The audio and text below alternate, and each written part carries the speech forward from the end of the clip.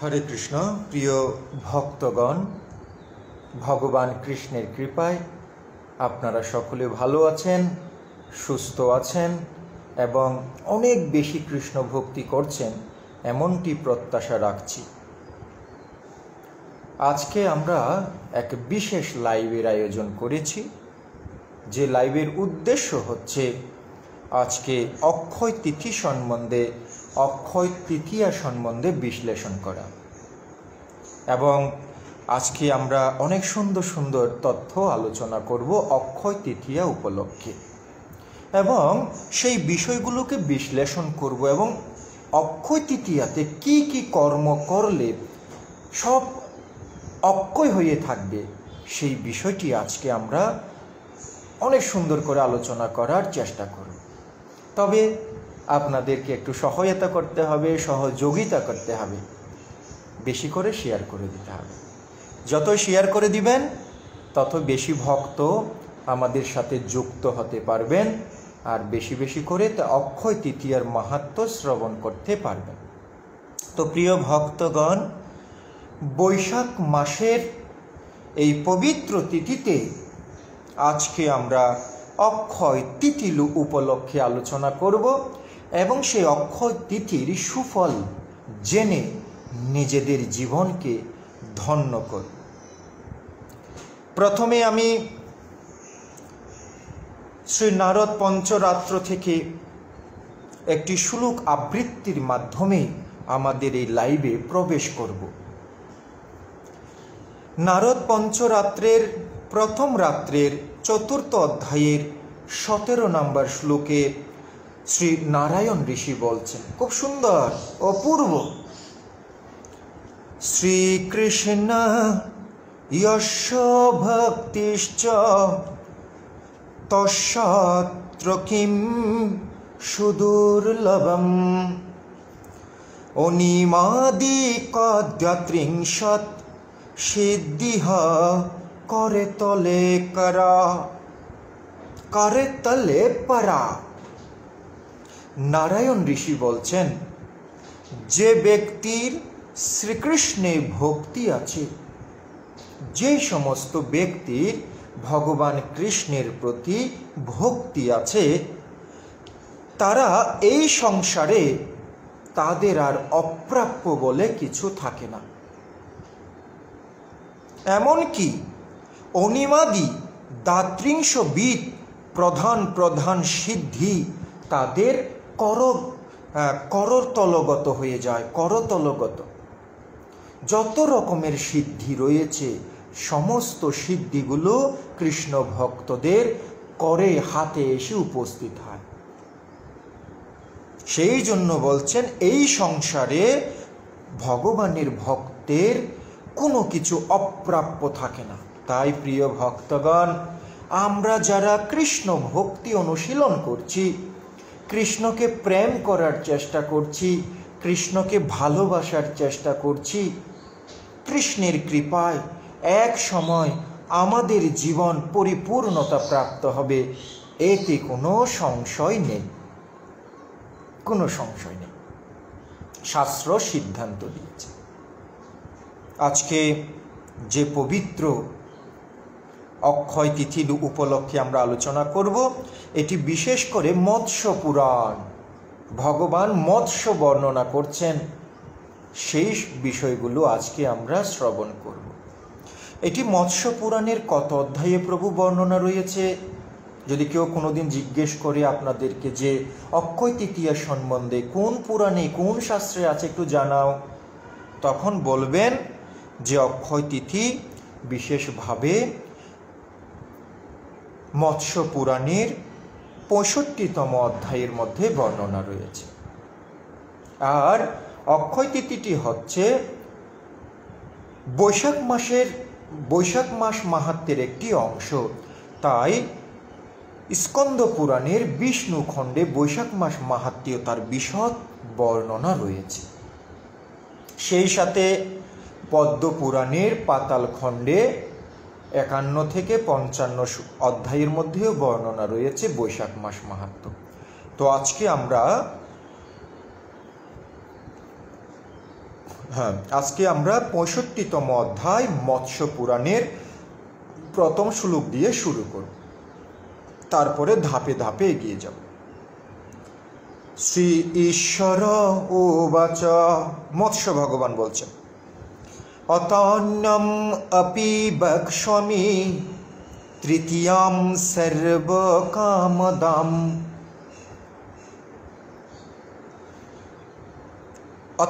অতন্য অপি বক্ষ্যামি তৃতীয়াং সর্বকামদাম। অক্ষয় তৃতীয়া, এই যে পবিত্র তিথি, এটি সমস্ত রকমের কামনা বাসনা এবং কৃষ্ণ ভক্তি প্রদান করে। সব ধরনের কামনা বাসনা পূর্ণ হয় এবং কৃষ্ণকে লাভ করার জন্য আমাদেরকে শক্তি প্রদান করে। এটি স্বয়ং মৎস্য ভগবান বলছেন। অনন্তর অপর এক সর্ব কামদায়িনী তিথির বিষয় বলছি, দয়া করে শ্রবণ করুন। কি বলছেন? বৈশাখ শুক্লপক্ষে তো তৃতীয়ায়োপোষিতা অক্ষয়ম ফলম আপনতি সর্বস্ব সুকৃতস্য চ। কি সুন্দর বর্ণনা দেখুন। বৈশাখ মাসের শুক্লপক্ষীয় তৃতীয়া তিথিতে যে সকল লোক উপবাস করবেন তাহারা নিখিল সুকৃত সঞ্চয়ের অক্ষয় ফল প্রাপ্ত হবেন। অক্ষয় তিথিতে উপবাসের নিয়ম রয়েছে। আর কি? অক্ষয় তিথিতে যস্যাং দত্যম হুতম জপ্তম সর্বম ভবতি চাক্ষয়ম। এই অক্ষয় তিথিতে দান, হোম, জপ, যা কিছু কৃষ্ণ ভক্তি বা ধর্মীয় অনুষ্ঠান করা হোক না কেন, তা অক্ষয় হয়ে থাকবে। সব কিছু অক্ষয় হয়ে থাকবে। আজকে আমরা আলোচনা করব এই অক্ষয় তিথির মাহাত্ম্য নিয়ে। যা কিছু করবেন অক্ষয় তিথিতে, সব কিছু অক্ষয় হয়ে থাকবে। এবং অক্ষয় তিথিতে কি কি লীলা হয়েছিল, কত সুন্দর সুন্দর লীলা হয়েছিল, আজকে আমরা সব পার্ট করে বর্ণনা করব, ভাগে ভাগে সুন্দর করে বর্ণনা করব।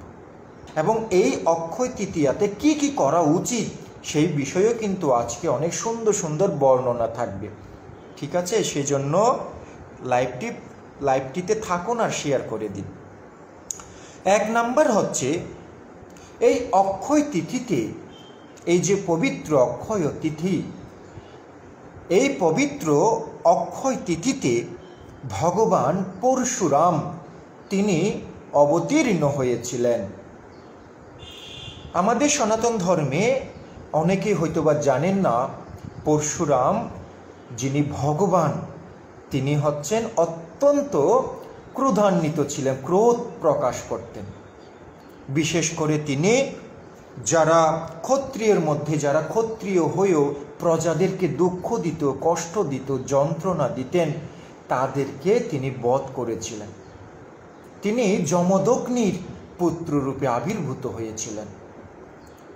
যমদগ্নি তিনি ছিলেন ব্রাহ্মণ গুণে গুণান্বিত। আর কার্তবীর্য অর্জুন নামক এক রাজা ছিলেন, তিনি নির্মমভাবে ব্রাহ্মণ যমদগ্নিকে বধ করে দিয়েছিলেন। তখন ভগবান পরশুরাম সিদ্ধান্ত নিলেন, আমার বাবাকে যে ক্ষত্রিয়রা বধ করলো, এই ক্ষত্রিয়রা যে বধ করলো আমার ব্রাহ্মণ পিতাকে, অধর্ম কোথায় লুকিয়ে রয়েছে, আমি সেই অধর্ম খুঁজে বের করব। তখন তিনি দেখলেন সেই সময় ক্ষত্রিয়রা অধর্মের দ্বারা জর্জরিত হয়ে তারা নিজেদের শক্তি সামর্থ্যকে সর্বশ্রেষ্ঠ বলে মনে করে সবাইকে নির্যাতন করছিল, আর নিজে যেমন মন চায় তেমন করে বেড়াচ্ছিলেন। তাই ভগবান পরশুরাম সিদ্ধান্ত নিয়েছেন, আমি তপস্যা করব, তপস্যা করে শক্তি লাভ করব। তাই তিনি ভগবান শিবের আরাধনায় যুক্ত হয়ে যান। কেন? কোনো কিছু সংহার করা, যুদ্ধে কাউকে পরাস্ত করার যখন ব্যাপার আসবে, অবশ্যই ভগবান শিবের কৃপা লাভ করতে হবে। কেন না, ভগবান শিব তিনি ধ্বংসের প্রতীক, প্রলয়ের প্রতীক তিনি। সেই জন্য ভগবান শিবের আরাধনা করেছিলেন এবং ভগবান পরশুরামকে ভগবান শিব কুঠার দিয়েছিলেন। সেই পরশু নামক কুঠার দিয়েছিলেন দেখে ভগবান শিব পরশুরামের এক নাম হচ্ছে পরশুরাম। প্রকৃতপক্ষে ওনার নাম ছিল রাম। তিনি 21 বার ক্ষত্রিয় নিধন করেছিলেন। এমনও পুরাণ শাস্ত্রে এমনও পাওয়া যায় ভগবান পরশুরামের কাহিনীতে তিনি ক্ষত্রিয়দের যারা স্ত্রী ছিলেন তাদের গর্ভ পর্যন্ত পাত করে দিয়েছেন, গর্ভপাত করে দিয়েছিলেন, যে ক্ষত্রিয়রা আসলেই তারা অধর্ম করবে, তাদের গর্ভ রাখবো না। এতটা তিনি হিংস্র হয়ে জীবের কল্যাণের জন্য, অন্যান্য বর্ণকে সুরক্ষা দেওয়ার জন্য অধার্মিক ক্ষত্রিয়দেরকে বধ করে দিয়েছিলেন 21 বার। সেই ভগবান অধর্মের বিনাশকারী ভগবান পরশুরাম এই পবিত্র অক্ষয় তৃতীয়াতে তিনি আবির্ভূত হয়ে জগৎকে ধন্য করে দিয়েছিলেন। তিনি রামলীলায় অংশগ্রহণ করেছিলেন এবং তিনি দাপর লীলায়, রামলীলায় অংশগ্রহণ করেছেন, আবার দাপর লীলায় তিনি কর্ণকে, অঙ্গরাজ কর্ণকে অস্ত্র শিক্ষা দান করেছিলেন। ভগবান পরশুরাম অনেক শক্তিশালী। তিনি সমস্ত পৃথিবীর অধিপতি হয়ে গিয়েছিলেন সমস্ত ক্ষত্রিয়দেরকে পরাস্ত করার পর। অবশেষে তিনি কাশ্যপ নামক ঋষিকে পৃথিবী দিয়ে তিনি এখন তপস্যা করতে, বদরিকা আশ্রমের দিকে তপস্যা করতে চলে গেছেন। ভগবান পরশুরামকে আমরা কোটি কোটি বার প্রণাম জানাই, যিনি অধার্মিকদের সংহার করেছিলেন। তো এই পবিত্র এক অক্ষয় তৃতীয়াতে তিনি এই জগৎ মাঝে আবির্ভূত হয়েছিলেন, তাই একটি অত্যন্ত গুরুত্বপূর্ণ তিথি। দ্বিতীয়, এই তিথিতে রাজা ভগীরথ গঙ্গা মাতাকে এই মর্তে আনয়ন করেছিলেন। সগর নামক রাজা, তিনি পুত্রহীন ছিলেন, মহাভারতের বর্ণনা, পুত্রহীন ছিলেন, খুব কষ্টে দিনাতিপাত করতেন, অনেক বড় সাম্রাজ্য, কিন্তু কোনো পুত্র নেই। তাই তিনি তপস্যা করতে গিয়েছিলেন, সেখানে তিনি বর লাভ করলেন এবং একটি অলাবু, একটা লাউ লাভ করেছিলেন বর হিসেবে, দেবতাদের কাছ থেকে বর হিসেবে একটি লাউ লাভ করেছিলেন। সে লাউয়ের ভিতরে 60,000 বীজ ছিল, 60,000 বীজ পরবর্তীতে 60,000 সন্তান হিসেবে জন্মগ্রহণ করে। ওনার 2 পত্নী ছিল। পরবর্তীতে একটি যজ্ঞের আয়োজন করেছিলেন। সেই যজ্ঞ দেখে, অশ্বমেধ যজ্ঞ দেখে ইন্দ্র মনে মনে ভাবলেন, যদি তিনি যজ্ঞ করতে পারেন অবশ্যই আমার পদ দখল করে নেবেন। আমি ইন্দ্র আমার পথ ছাড়তে চাই না। তাই তিনি ঘোড়াটা চুরি করে নিয়ে কপিল মুনির আশ্রমে তিনি রেখে দিয়ে আসলেন। পরে 60,000 পুত্রগণ সেখানে যান এবং তারা অনেক কটূক্তি করেছিলেন যে আপনি একজন সাধু হয়ে, ভগবানের অবতার হয়ে, কপিল মুনি ভগবানের অবতার, আপনি একজন ভগবানের অবতার হয়ে আপনি আমাদের অশ্বটা চুরি করলেন।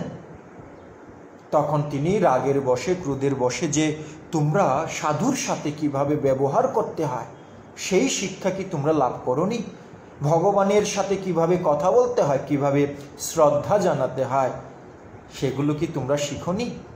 এই বলে তখন চোখের থেকে ক্রোধরূপ অগ্নি, ক্রোধযুগ অগ্নি, ক্রোধাগ্নি দিয়ে তাদেরকে ভস্মীভূত করে ফেলেছিলেন।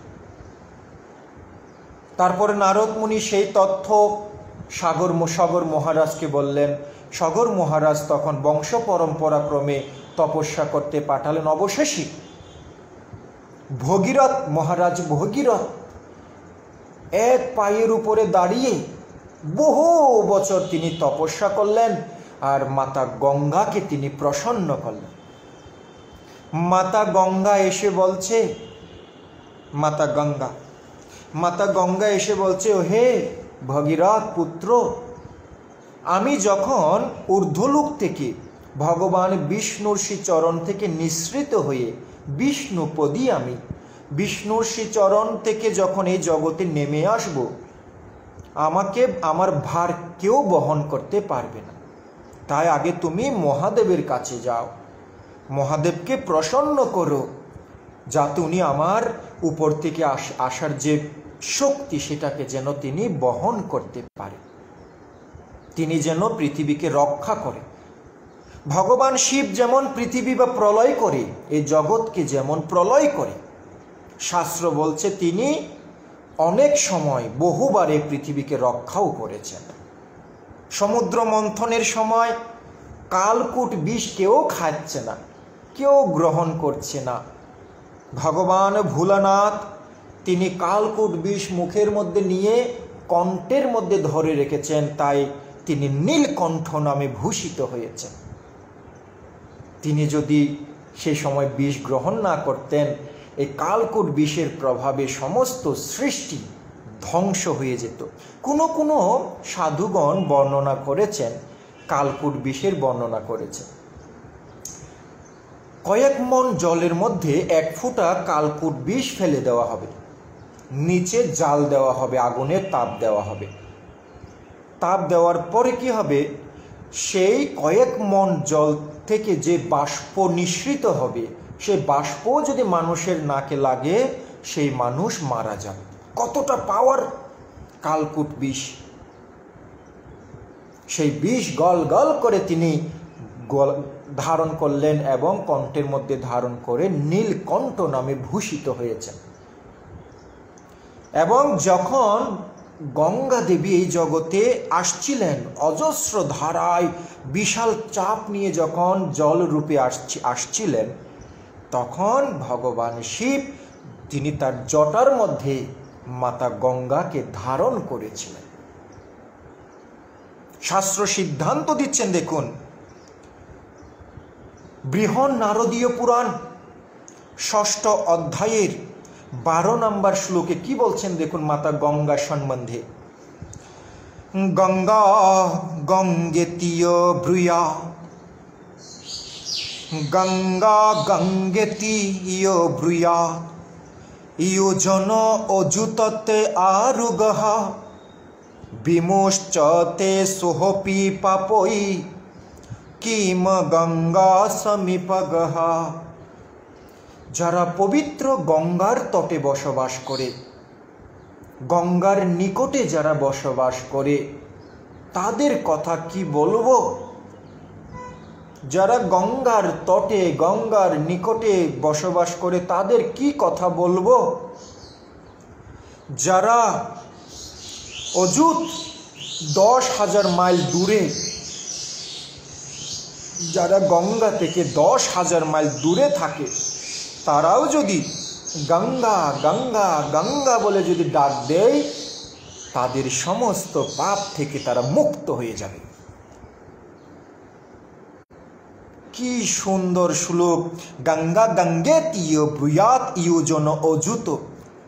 1 যোজন সমান 8 মাইল, তাহলে 10,000 যোজন দূরে থেকেও যদি কেউ গঙ্গা গঙ্গা বলে ডাকে, বিমুচ্যতে সোহপি পাপই, তাদের সমস্ত পাপ থেকে তারা মুক্তি লাভ করতে পারবে। এখন যারা আমাদের কথা শুনছেন এবং গঙ্গা গঙ্গা শব্দটা শুনছেন, আপনারা দয়া করে চোখ বন্ধ করে একবার 3 বার চোখ বন্ধ করে হে মা গঙ্গে গঙ্গে গঙ্গে বলে ডাক দিন। আপনাদের জীবনে যত পাপ আছে আজকের জন্য সেই পাপ ধূলিসাৎ হয়ে যাবে। এটি শাস্ত্রের সিদ্ধান্ত। বিশ্বাসের সহকারে, দৃঢ় বিশ্বাস সহকারে কেউ যদি এভাবে গঙ্গা শব্দ উচ্চারণ করে, তিনি সমস্ত পাপ থেকে মুক্ত হবে। ন সংশয়, কোনো সংশয় নেই, কোনো সন্দেহের অবকাশ নেই। শাস্ত্র যা বলছে শাস্ত্রই তাই। গঙ্গে গঙ্গে মা গঙ্গে পবিত্র করুন।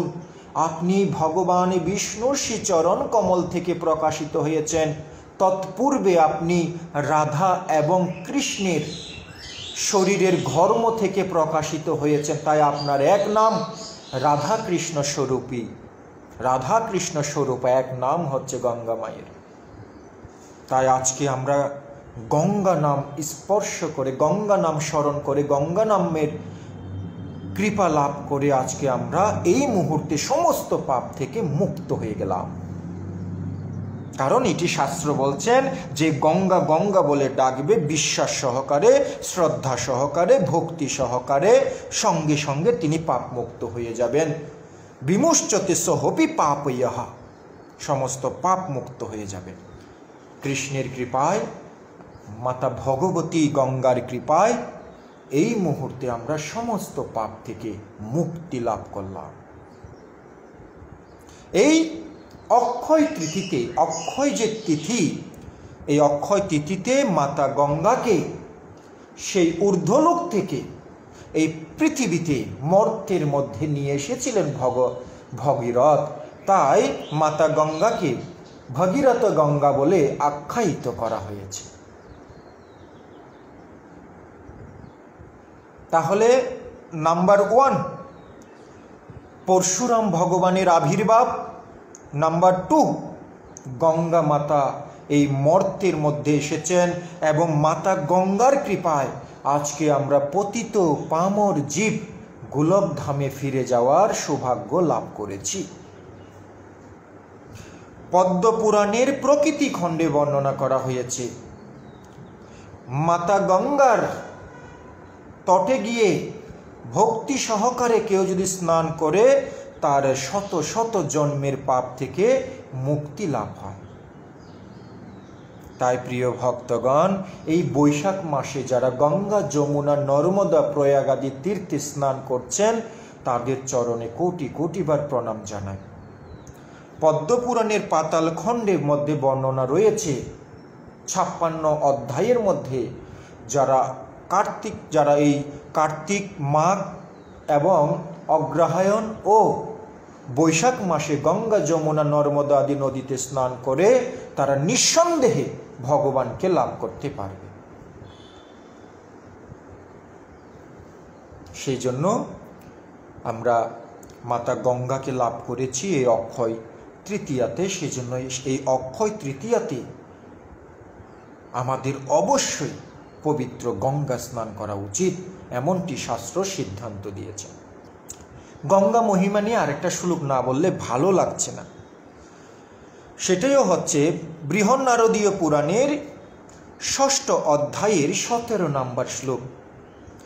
यत्र स्नाता महात्मनः पितृमातृकुलानि तु समस्तानि समुद्रिता विष्णुलोके महीयति। অক্ষয় তৃতীয়াতে, পবিত্র অক্ষয় তৃতীয়াতে যারা গঙ্গা নদীর তটে গিয়ে সুন্দর করে ডুব দেবেন, ডুব দিয়ে পিতামাতার উদ্দেশ্যে যদি আপনি তর্পণ করেন, সঙ্গে সঙ্গে আপনার এই তর্পণ, আপনার এই স্নানের প্রভাবে আপনার পিতৃপুরুষগণ, পিতৃমাতৃকুল আনিতা, পিতৃকুল মাতৃকুল উদ্ধার হয়ে যাবে। প্রিয় ভক্তগণ, ন সংশয়, কোনো সংশয় নাই। মাতা গঙ্গা কতটা মহান, মাতা গঙ্গা কতটা কৃপালু দেখুন। আপনি ডুব দিয়েছেন, আপনি স্নান করেছেন, আর আপনার প্রভাবে আপনার মাতৃকুল পিতৃকুলকে উদ্ধার করে দিচ্ছেন তিনি। গঙ্গার তট থেকে উঠে আসলেন, গঙ্গার তট থেকে উঠে গঙ্গার একটু মাটি নিলেন, মাটি নিয়ে যদি আপনি ঊর্ধ্বপুণ্ড তিলক করেন শরীরের মধ্যে, তাহলে কি হবে? ওখানকার মাটি নিয়ে আপনি একটু তিলক করলেন, তাহলে কি হবে বলছে দেখুন। ইয়ত সৈকৈতম ললাটে তু ধীয়তে ইয়েন সত্যমা তত্রৈব নেত্রম শিরাশি বিদুদঞ্চ ধারয়ত মহামঙ্গল মহাপুণ্যম দুর্লভম ঋতকৃত আত্মনম। যখন গঙ্গার তট থেকে স্নান করে উঠে গঙ্গার তট থেকে মাটি নিয়ে যখন তিলক করবেন, সঙ্গে সঙ্গে আপনি ভগবান কৃষ্ণের, ভগবান বিষ্ণুর প্রিয়জন হয়ে উঠবেন। আপনার প্রতি দেবতারা প্রসন্ন হয়ে যাবে। ওহো দেখো দেখো, দেবতারা স্বর্গলোক থেকে বলবেন, ওহো দেখো দেখো, মাতা গঙ্গার সুন্দরভাবে তট থেকে, সৈকত থেকে মাটি নিয়ে তিলক করেছে, দেখো কত মহান সে, সবাই তাকে আশীর্বাদ করো, সেই ভক্তকে কৃপা করো, ভক্তকে কৃপা করো। বুঝার চেষ্টা করুন, আমরা কোনো সাধারণ বিষয় নিয়ে আলোচনা করছি না, আমরা পিতৃকুল মাতৃকুল উদ্ধার কিভাবে করব সেই বিষয় নিয়ে গবেষণা করছি প্রিয় ভক্তগণ। যদি আমি লেখাপড়া করি, আমি যদি অনেক উচ্চ শিক্ষিত হয়ে উঠি, নাসার একজন বিজ্ঞানী হয়ে উঠি, আমি নিজে অনেক ভালো থাকতে পারবো, সুখে থাকতে পারবো টাকা পয়সা নিয়ে, কিন্তু পিতৃপুরুষ কিভাবে উদ্ধার হবে? পিতৃপুরুষকে কে উদ্ধার করবে? মাতৃকুলকে কে উদ্ধার করবে? কে উদ্ধার করবে? তাই এই শিক্ষাগুলো জানতে হবে। আমি বিজ্ঞানী হই, বৈজ্ঞানিক হই, আমি শিক্ষক হই, আমি সাধারণ প্রজা হই, আমি মেতর হই, আমি সেলুনের কাজ করি, আমি চাকর হই, যে কাজে আমি করি না কেন এই তথ্যগুলো আমাকে জেনে রাখতে হবে। কারণ এই তথ্যগুলো যখন আমি জানতে পারবো, আমি আমার মাতৃকুল পিতৃকুলকে উদ্ধার করতে পারবো। কারণ মাতৃকুল পিতৃকুল উদ্ধার করতে টাকা লাগবে না, গঙ্গায় গিয়ে স্নান করে মাতা পিতার উদ্দেশ্যে পিণ্ড আদি দান করতে হবে। অনেক টাকার প্রয়োজন নেই, অনেক কষ্টের প্রয়োজন নেই। তো এই তথ্যগুলো যদি আমরা না জানি, তাহলে কিভাবে উদ্ধার করব আমাদের পিতৃপুরুষদেরকে, যারা আমাদের জন্য অনেক কষ্ট করে গেছেন? সেজন্য এই পবিত্র অক্ষয় তিথিতে মাতা গঙ্গাকে মর্তের মধ্যে নিয়ে এসেছিলেন, আনয়ন করেছিলেন। সেজন্য এই তিথিতে গঙ্গা স্নান করা অতীব গুরুত্বপূর্ণ বলে শাস্ত্র আখ্যায়িত করেছেন। প্রিয় ভক্তগণ, আশা করি মিস করবেন না। যে যেখানে আছেন গঙ্গা গঙ্গা গঙ্গা বলে আপনারা স্নান করবেন, গঙ্গা স্নান করবেন। আমরা তো মায়াপুরে গঙ্গার তটে গিয়ে ডুব দিয়ে আসবো, স্নান করব। আপনারা যারা গঙ্গা নদী পাশে নেই বা নদী পাশে নেই, আপনারা কি করবেন? মা গঙ্গে মা গঙ্গে মা গঙ্গে বলে 3 বার নাম উচ্চারণ করে জল গায়ের মধ্যে দিবেন। এতেই গঙ্গা স্নানের সুফল লাভ করবেন, এতে কোনো সংশয় নেই, সংশয়, কোনো সংশয় নেই। ঠিক আছে? হরে কৃষ্ণ প্রভু, আমাদের বাড়ির পাশে একটি নদী আছে, সেই নদীতে দূষিত বর্জ্য ফেলা হয়, ও জল কালো হয়। এখন জল বৃদ্ধি পেয়েছে, ফলে জল পরিষ্কার হচ্ছে। প্রভু, আমি সেই নদীতে স্নান করতে পারি? তো যখন সেই নদীতে স্নানে যাবেন, তখন আপনি গঙ্গে গঙ্গে গঙ্গে বলে সেই নদীতে ডুব দেবেন। মা গঙ্গা সেই নদীতেই আপনার ডাকে সাড়া দিয়ে, সন্তানের ডাকে সাড়া দিয়ে, মা যেমন রান্নাঘর থেকে ছটপট করে অন্য ঘরে যেখানে সন্তান ঘুমিয়ে থাকে সেখানে ছুটে যায়।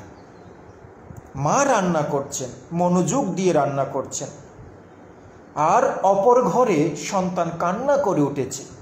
মা রান্নার রেখে যেভাবে ছুটে পলায়ন করে সন্তানের কাছে যায়, যখনই আপনি গঙ্গা গঙ্গা বলে ডাক দিয়ে দেবেন, মা গঙ্গা ঠিক সেই সন্তানের মতো আপনার কাছে ছুটে আসবেন, আর সেই স্থানটিকে গঙ্গার পবিত্রতায় ভরিয়ে দেবেন। প্রিয় ভক্তগণ, কেন? তিনি হচ্ছেন একজন দেবী। গঙ্গার যে জল, এটি তার শক্তি, কিন্তু তিনি একজন দেবী। তিনি যেখানে সেখানে যত্র তত্র যেতে পারেন। শুধু আপনার শ্রদ্ধা আর আপনার ভক্তির প্রয়োজন, আর একটু মন খুলে একটু ডাক দেওয়া, হে মা আসুন বলে একটু ডাক দেবেন, চলে আসবে। অক্ষয় তৃতীয়ার দিন ভগবান পরশুরাম আবির্ভাব, কিন্তু উপবাস নেই, উপবাস আছে। উপবাসের বিধান রয়েছে, যদি কেউ উপবাস থাকতে চায় আপনারা উপবাস থাকতে পারেন, কোনো নিষেধ নেই, সুন্দরভাবে উপবাস থাকতে পারেন, সেই বিষয়ে সিদ্ধান্ত দেওয়া হয়েছে। কিভাবে বলেছে দেখুন,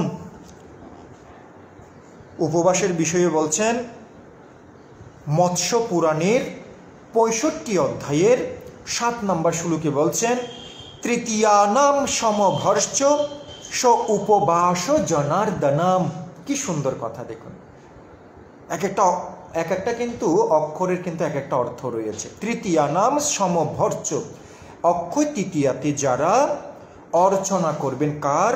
স উপবাস জনার্দনম, উপবাস থেকে জনার্দন ভগবান শ্রী হরি, যিনি সমস্ত জীবের জন্য ক্রন্দন করেন, সমস্ত জীবের জন্য যিনি আকাঙ্ক্ষায় থাকেন আমার কাছে কবে ফিরে আসবে আমার সন্তানেরা, সেই জনার্দনের প্রতি যারা অর্চন করবেন তারা প্রতি পদে পদে রাজসূয় যজ্ঞের ফল লাভ করতে পারবে। স উপবাস জনার্দনম।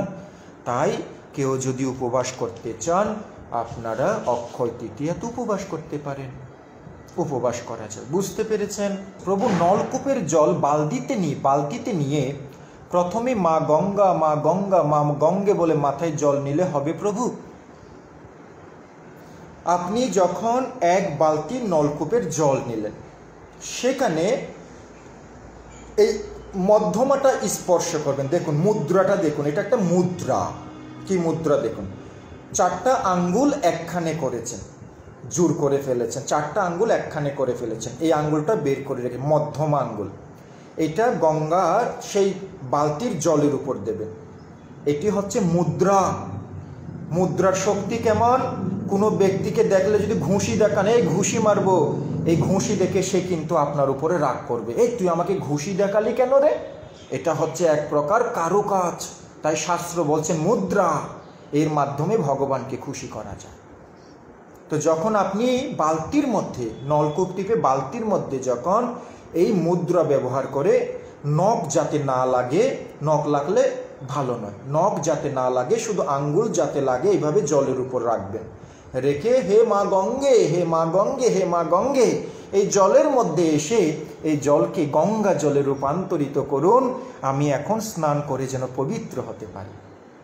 সঙ্গে সঙ্গে সেখানে মা গঙ্গা চলে আসবে, বালতির জলেও দেবেন, তারপরে সেটা দিয়ে আপনি স্নান করতে শুরু করবেন, তখন আপনার গঙ্গা স্নান হয়ে যাবে। ঠিক আছে? 3 নাম্বার, অক্ষয় তিথিতে ভগবান ব্যাসদেব, যিনি হচ্ছেন ভগবান কৃষ্ণের অবতার, যিনি আমাদের মতো কলিযুগের জীবের অবস্থা দেখে, দুঃখ দেখে, কষ্ট দেখে, রোগাগ্রস্ত দেখে বড় করুণা প্রকাশ করলেন। তাই তিনি ভাবলেন, আগের যুগে যারা মুনি ঋষি ছিলেন তারা শিষ্যদেরকে বলতেন, শিষ্যরা শ্রবণ করতেন, শ্রবণ করে তার হৃদয়ে ধারণ করতেন। আবার সেই গুরুদেব আরেক শিষ্যকে বলতেন। এইভাবে শ্রুতি স্মৃতি ধারায় এই জ্ঞান এই জগতে বয়ে এসেছে। কিন্তু কলিযুগের মানুষের এত তো স্মৃতিশক্তি নাই, তাদের কিভাবে কল্যাণ হবে? তাই কৃষ্ণ অংশ বিষ্ণু ভগবানের অবতার ব্যাসদেব এই অক্ষয় তিথিতে মহাভারত রচনা শুরু করেছেন। প্রিয় ভক্তগণ, শাস্ত্রে যেমন বর্ণনা করা রয়েছে, শূদ্রগণ অর্থাৎ যারা, শূদ্র বলতে কোনো জাতি নয়, শূদ্র বলতে যারা সঠিকভাবে শাস্ত্রের নির্দেশ পালন করতে পারছে না, আপাতত দৃষ্টিতে ওনাদেরকে শূদ্র বলা হয়। তারা যেহেতু বেদ অধ্যয়ন করতে পারবে না, বেদ অধ্যয়ন করে তার ভাষা, তার সংস্কৃত শ্লোক, তার মর্ম উপলব্ধি করতে পারবে না, ব্যাসদেবের হৃদয় কেঁদে উঠল। কলিযুগের মানুষের মধ্যে বেশিরভাগ মানুষ হবে সদাচারহীন, সদাচার থাকবে না, রোগে সুখে জর্জরিত থাকবে। আহা, এরা বেদ অধ্যয়ন করতে পারবে না, তাদের উদ্ধার হবে কি করে বলে ওনার চক্ষু দিয়ে অশ্রু বর্ষিত হয়েছিল। তখন তিনি সিদ্ধান্ত নিলেন, বেদের সারবস্তু কাহিনী আকারে আমি পঞ্চম বেদ মহাভারত রচনা করে দেব, যার শ্লোক সংখ্যা হবে পৃথিবীর মানুষের জন্য 1,00,000 শ্লোক বিশিষ্ট মহাভারত তখন তিনি কলিযুগের মানুষের জন্য রচনা করেছেন। স্বর্গের মধ্যে আরো উন্নত শ্লোক 14 লক্ষ শ্লোক বিশিষ্ট মহাভারত তারা অধ্যয়ন করেন, কারণ সেখানে আয়ু বেশি, স্মৃতিশক্তি ভালো। যখন ব্যাসদেব মহাভারত কাহিনী আকারে রচনা করবেন, কিভাবে বেদের জ্ঞান সুন্দরভাবে মানুষ বুঝতে পারবে, কলিযুগের মানুষ বুঝতে পারবে।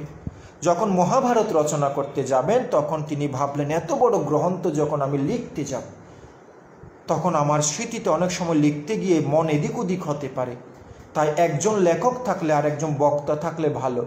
তাই তিনি ব্রহ্মার নির্দেশে গণেশ ঠাকুরকে তিনি লেখক হিসেবে নির্ধারণ করলেন। গণেশ ঠাকুর বললেন, আমি একবার থামলে আর লেখা শুরু করব না, লেখা রেখে চলে যাব, দেবলোকে চলে যাব। তিনি বললেন, না না না না, আমি এমনভাবে কিছু শ্লোক বলবো যে শ্লোকগুলো আপনি না বুঝে কিছু লিখবেন না। তখন সেই শ্লোকগুলোকে কূট বলা হয়। এরকম প্রায় 8,000-এরও অধিক কূট শ্লোক ব্যবহার করে করে করে করে 1,00,000 শ্লোক বিশিষ্ট মহাভারত ব্যাসদেব করুণা করে আমাদেরকে দিয়ে গেছেন। এই পঞ্চম বেদ মহাভারতের রচনা তিনি শুরু করেছিলেন এই অক্ষয় তিথিতে। তাই এই অক্ষয় তিথিতে যারা ভাগবত অথবা মহাভারতের যে উপনিষদ, মহাভারতের যে মূল বিষয়বস্তু ভগবত গীতা, কেউ যদি অক্ষয় তিথিতে পাঠ করেন তাহলে ওনার সেই বেদ অধ্যয়ন, শাস্ত্র অধ্যয়ন ভগবানের কাছে অক্ষয় হয়ে থাকবে, অক্ষয় হয়ে থাকবে। তাই এই পবিত্র তিথিতে, অক্ষয় তিথিতে ভগবান ব্যাসদেব তিনি মহাভারত রচনা শুরু করেছিলেন এবং গণেশ তা লিপিবদ্ধ করেছিলেন। প্রিয় ভক্তগণ, সনাতন ধর্মের যে গ্রন্থগুলো আমরা পাচ্ছি এগুলো সাধারণ কিছু নয়, এগুলো ভগবান এবং দেবতাদের আশীর্বাদ। আমরা ভগবানের আশীর্বাদ কিভাবে পাবো? আমরা গণেশ ঠাকুরের কৃপা কিভাবে লাভ করব? আমরা ব্যাসদেবের কৃপা কিভাবে লাভ করব?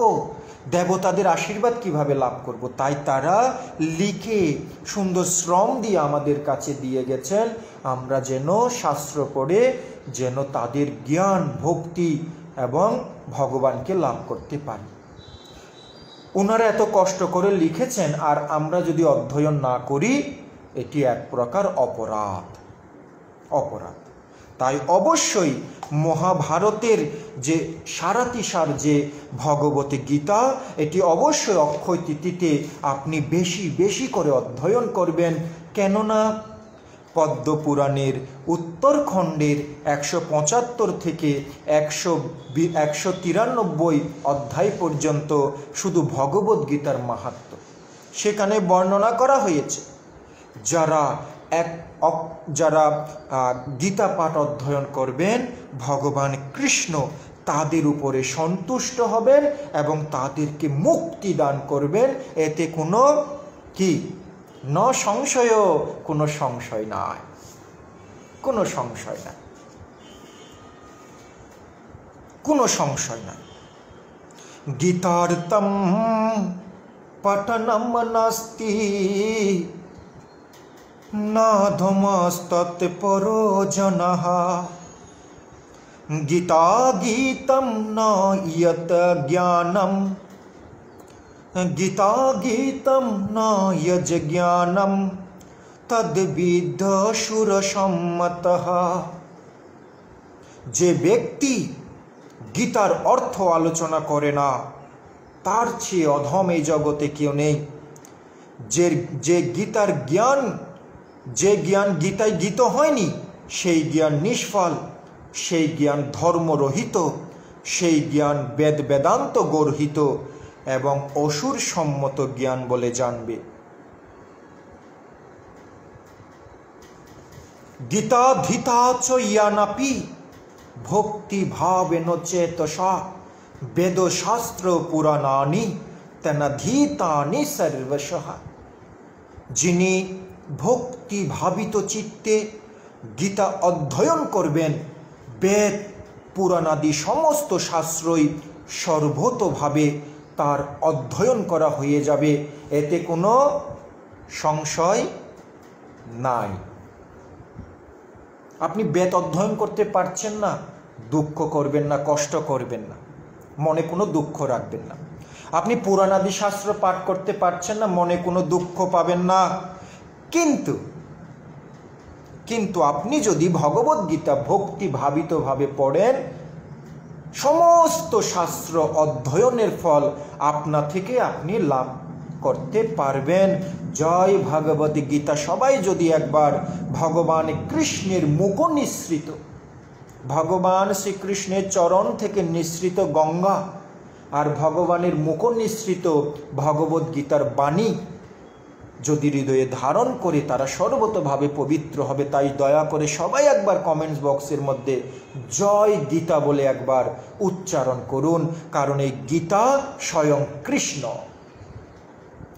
কৃষ্ণ এই গীতা রূপে প্রকাশিত হয়েছে জীব উদ্ধারের জন্য। তাই সবাই একবার মন থেকে গীতা শব্দটি লিখে দিয়ে পরমেশ্বর ভগবান কৃষ্ণের অশেষ কৃপা লাভ করতে দ্বিধা করবেন না। জয় ভগবতী গীতা, জয় গীতা, জয় গীতা, জয় গীতা, জয় ভগবানের শ্রী মুখ নিঃসৃত ভগবত গীতা কি জয়। এই গীতা হচ্ছে মহাভারতের সারবস্তু, যা ব্যাসদেব মহাভারত রচনা করেছিলেন অক্ষয় তিথিতে। রাজীব প্রভু বলছে মা গঙ্গা অষ্টবসুকে কিভাবে রক্ষা করেছিলেন, এই বিষয়ে যদি একটু আলোচনা করা যাবে প্রভু। মহাভারতের কাহিনী আদি পর্বে অষ্টবসুর মধ্যে দৌ বসু নামক যিনি প্রধান বসু, অষ্টবসুদের সাথে দৌ বসু তাদের পত্নীদেরকে নিয়ে বশিষ্ঠ মুনির আশ্রমে এসেছিলেন। বশিষ্ঠ মুনির আশ্রমে কশ্যপ মুনির 13 জন পত্নী ছিলেন। কশ্যপ মুনির 13 জন পত্নী, দিতি, অদিতি, কদ্রু, বিনতা, সুরভি, এরকম 13 জন স্ত্রী। তো কশ্যপ মুনির 13 জন স্ত্রীর মধ্যে এক স্ত্রীর নাম হচ্ছে সুরভি। সেই সুরভি এবং কশ্যপ মুনির থেকে একটি কন্যা, কিছু গাভীর জন্ম হয়েছিল, যাদেরকে কামধেনু বলা হয়। একটি কামধেনু গাভী কশ্যপ মুনি খুশি হয়ে বশিষ্ঠ মুনিকে দিলেন। ওহে বশিষ্ঠ মুনি, তোমার গৃহে তো বড় মুনি ঋষিরা আসেন, সাধু সন্ন্যাসীরা আসেন, দেবতারা এসে ভ্রমণ করেন, আপনি তপস্বী সেই রকম। বশিষ্ঠ মুনি তিনি প্রত্যেক যুগে থাকেন এবং রামচন্দ্রের গুরুদেব তিনি প্রত্যেক যুগে থাকেন।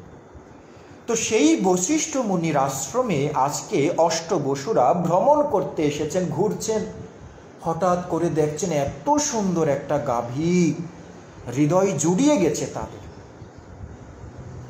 দৌ বসুর পত্নী তিনি বলছেন, স্বামী স্বামী দেখুন না কি সুন্দর একটা গাভী। হ্যাঁ, এটা তো কামধেনু গাভী, এটা হচ্ছে বশিষ্ঠ মুনির গাভী, বশিষ্ঠ ঋষির গাভী। তখন দৌ বলছেন, দৌয়ের কথা শুনে তার পত্নী বলছেন, পৃথিবীতে আমার এক বান্ধবী রয়েছে, তো শুনেছি এই গাভীর দুগ্ধ যদি 1 ফোঁটা পান করে তাহলে 10,000 বছরের আয়ু লাভ হয় এবং শরীর নিরোগ হয়, শরীরে কোনো রোগ থাকে না। তো সেজন্য আমি সিদ্ধান্ত নিয়েছি এটি একটু দয়া করে আমার সেই বান্ধবীকে দেব, আপনি একটু ব্যবস্থা করুন। না না, এটা করা যাবে না, বশিষ্ঠ মুনি অভিশাপ দিলে ধ্বংস হয়ে যাব। স্বামী অবশ্যই করতে হবে, আমি আপনার কাছে কিচ্ছু চাই না, এটা আমাকে দিতেই হবে, দিতেই হবে, দিতেই হবে। জিদ ধরেছেন, স্ত্রী জিদ ধরেছেন। অবশেষে গাভীটি চুরি করে নিয়ে গেলেন। বশিষ্ঠ মুনি এসে দেখলেন, আহা আমার গাভী কোথায়? পরে বুঝতে পারলেন এটি চুরি হয়ে গেছে। যখনই চুরি হয়ে গেছে তখন তিনি দিব্য দৃষ্টি দিয়ে দেখলেন অষ্টবসুরা এই কার্য করেছেন, অভিশাপ দিয়ে দিলেন, তোমরা স্বর্গের উপদেষ্টা হয়েও, জ্ঞানী হয়েও এই চুরি কাজ করেছো, ঋষিদের কাছ থেকে সম্পদ চুরি করেছো, তোমরা পৃথিবীতে যাও, গিয়ে সেখানে জন্মগ্রহণ করে। তারা তাড়াতাড়ি চরণে গেলেন, চরণে পড়ে গেলেন। তারা বললেন, বশিষ্ঠ মুনি বললেন, 7 জন যাবে একদিনের জন্য, আর একজন যাবে অনেক দিন বেঁচে থাকবেন, যার নাম হচ্ছেন দেবব্রত ভীষ্ম। তখন মাতা গঙ্গা তিনি এই পৃথিবীতে আসছিলেন, এটা আরেকটা আলাদা কাহিনী। তিনি আলাদা করে আসছিলেন, সেই রাস্তা দিয়ে হঠাৎ করে দেখছেন যে তারা কান্নাকাটি করছেন অষ্টবসুরা। তখন তিনি বললেন, আমি ব্রহ্মাজির অভিশাপে পৃথিবীতে যাচ্ছি এবং সেখানে আমাকে শান্তনু রাজার স্ত্রী হতে হবে। তো আমি কথা দিচ্ছি, তোমাদেরকে আমি গর্ভে ধারণ করব, তোমাদেরকে অভিশাপ থেকে মুক্তি দান করব। তাই তিনি মাতা গঙ্গা প্রত্যেক দিন একটি করে, যখনই 1 বছর পর পরে একটি সন্তান হতে, সেই 1 বছর পর পর একটি করে সন্তান তিনি জলে বিসর্জন দিয়ে দিতেন, যারা ছিলেন অষ্টবসু। এইভাবে 7ম পুত্র জন্ম দিয়ে যখন জলে বিসর্জন দিয়ে দিলেন, অবশেষে দেবব্রত ভীষ্ম যখন আসেন, তখন শান্তনু রাজা নিষেধ করেন। শান্তনু রাজার পুত্রকে নিয়ে মাতা গঙ্গা চলে যান। অবশেষে ওনার বয়স যখন পর্যাপ্ত হয়, ভালো যুবক হয়, তখন আবার দিয়ে যান, যার নাম দেবব্রত ভীষ্ম। এই হচ্ছে মাতা গঙ্গার কাহিনী। সাধু সন্ন্যাসীদের জিনিস কখনো চুরি করতে নেই। 4 নাম্বার, এই অক্ষয় তিথিতে, পবিত্র অক্ষয় তিথি দিবসের মধ্যে অন্নপূর্ণা দেবীর আবির্ভাব হয়, যিনি হচ্ছেন মাতা লক্ষ্মীর অংশকলা। এই যে আমরা অন্ন গ্রহণ করছি, আমরা যে অন্ন সবজি এগুলো যে গ্রহণ করছি, এগুলো হচ্ছে মাতা অন্নপূর্ণা দেবীর কৃপা।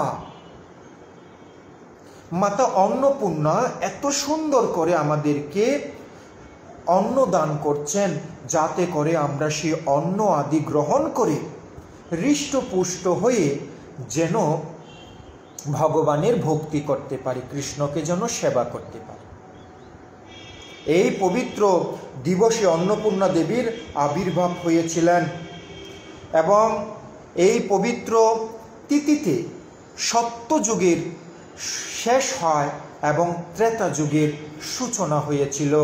যে ত্রেতা যুগে প্রভু শ্রীরামচন্দ্র রূপে আবির্ভূত হয়ে জগৎজীবকে ধন্য করেছেন এবং অসুর রাজ রাবণকে, রাক্ষস রাজ রাবণকে বধ করে দিয়েছে।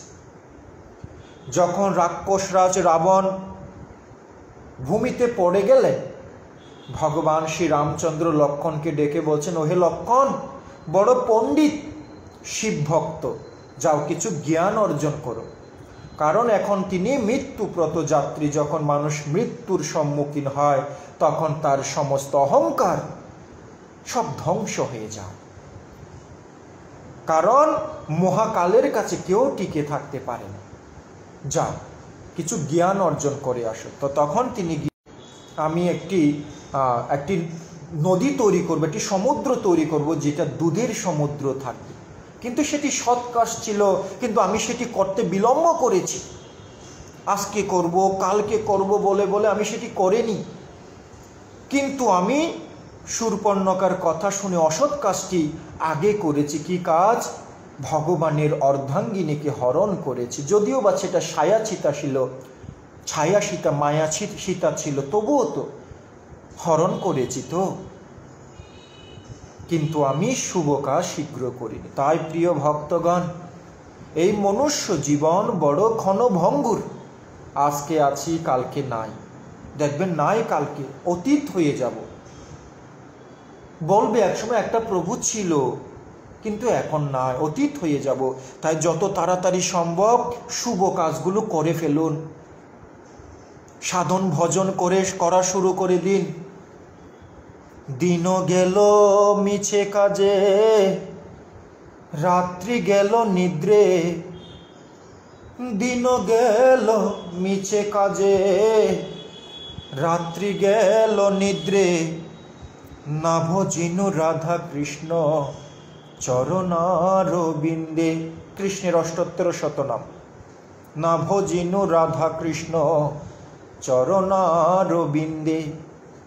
কৃষ্ণ ভজিবারে তরে সংসারে আইনো, কৃষ্ণ ভজিবার তরে সংসারে আইনো, মিছে মায়ায় বদ্ধ হয়ে বৃক্ষ সম হইন।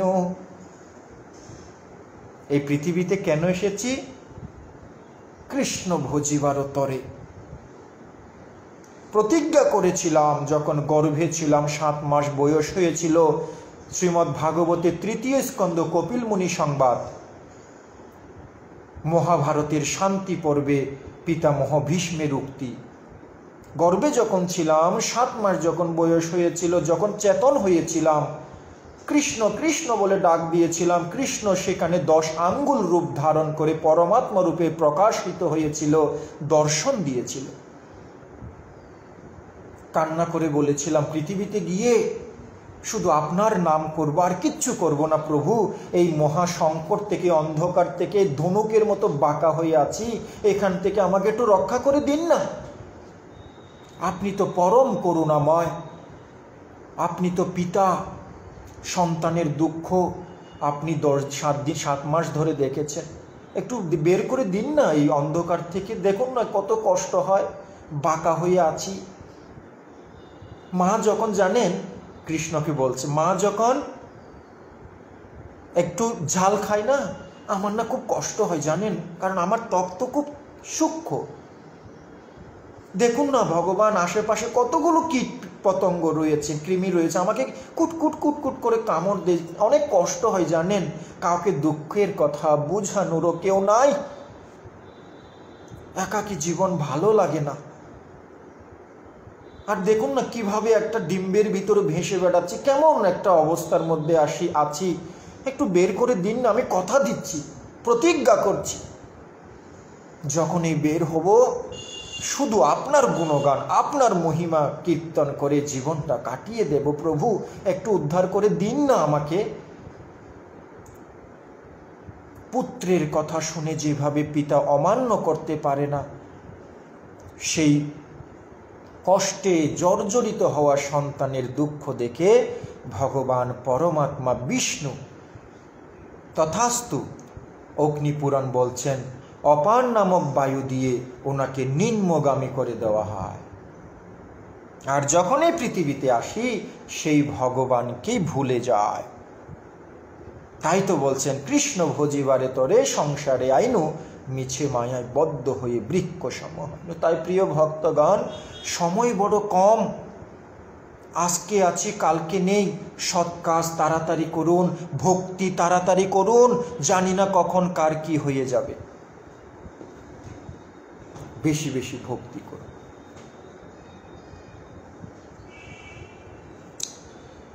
ভগবান শ্রী রামচন্দ্রের এই ত্রেতা যুগ সূচনা হয়েছিল অক্ষয় তৃতীয়াতে।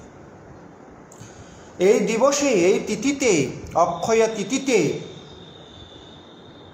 বিশ্রবা পুত্র কুবের তিনি মহাদেবের তপস্যা করে অনেক ধন সম্পত্তি লাভ করেছিলেন এবং মাতা লক্ষ্মী দেবীর বিশেষ কৃপা লাভ করেছিলেন এই পবিত্র তিথিতে।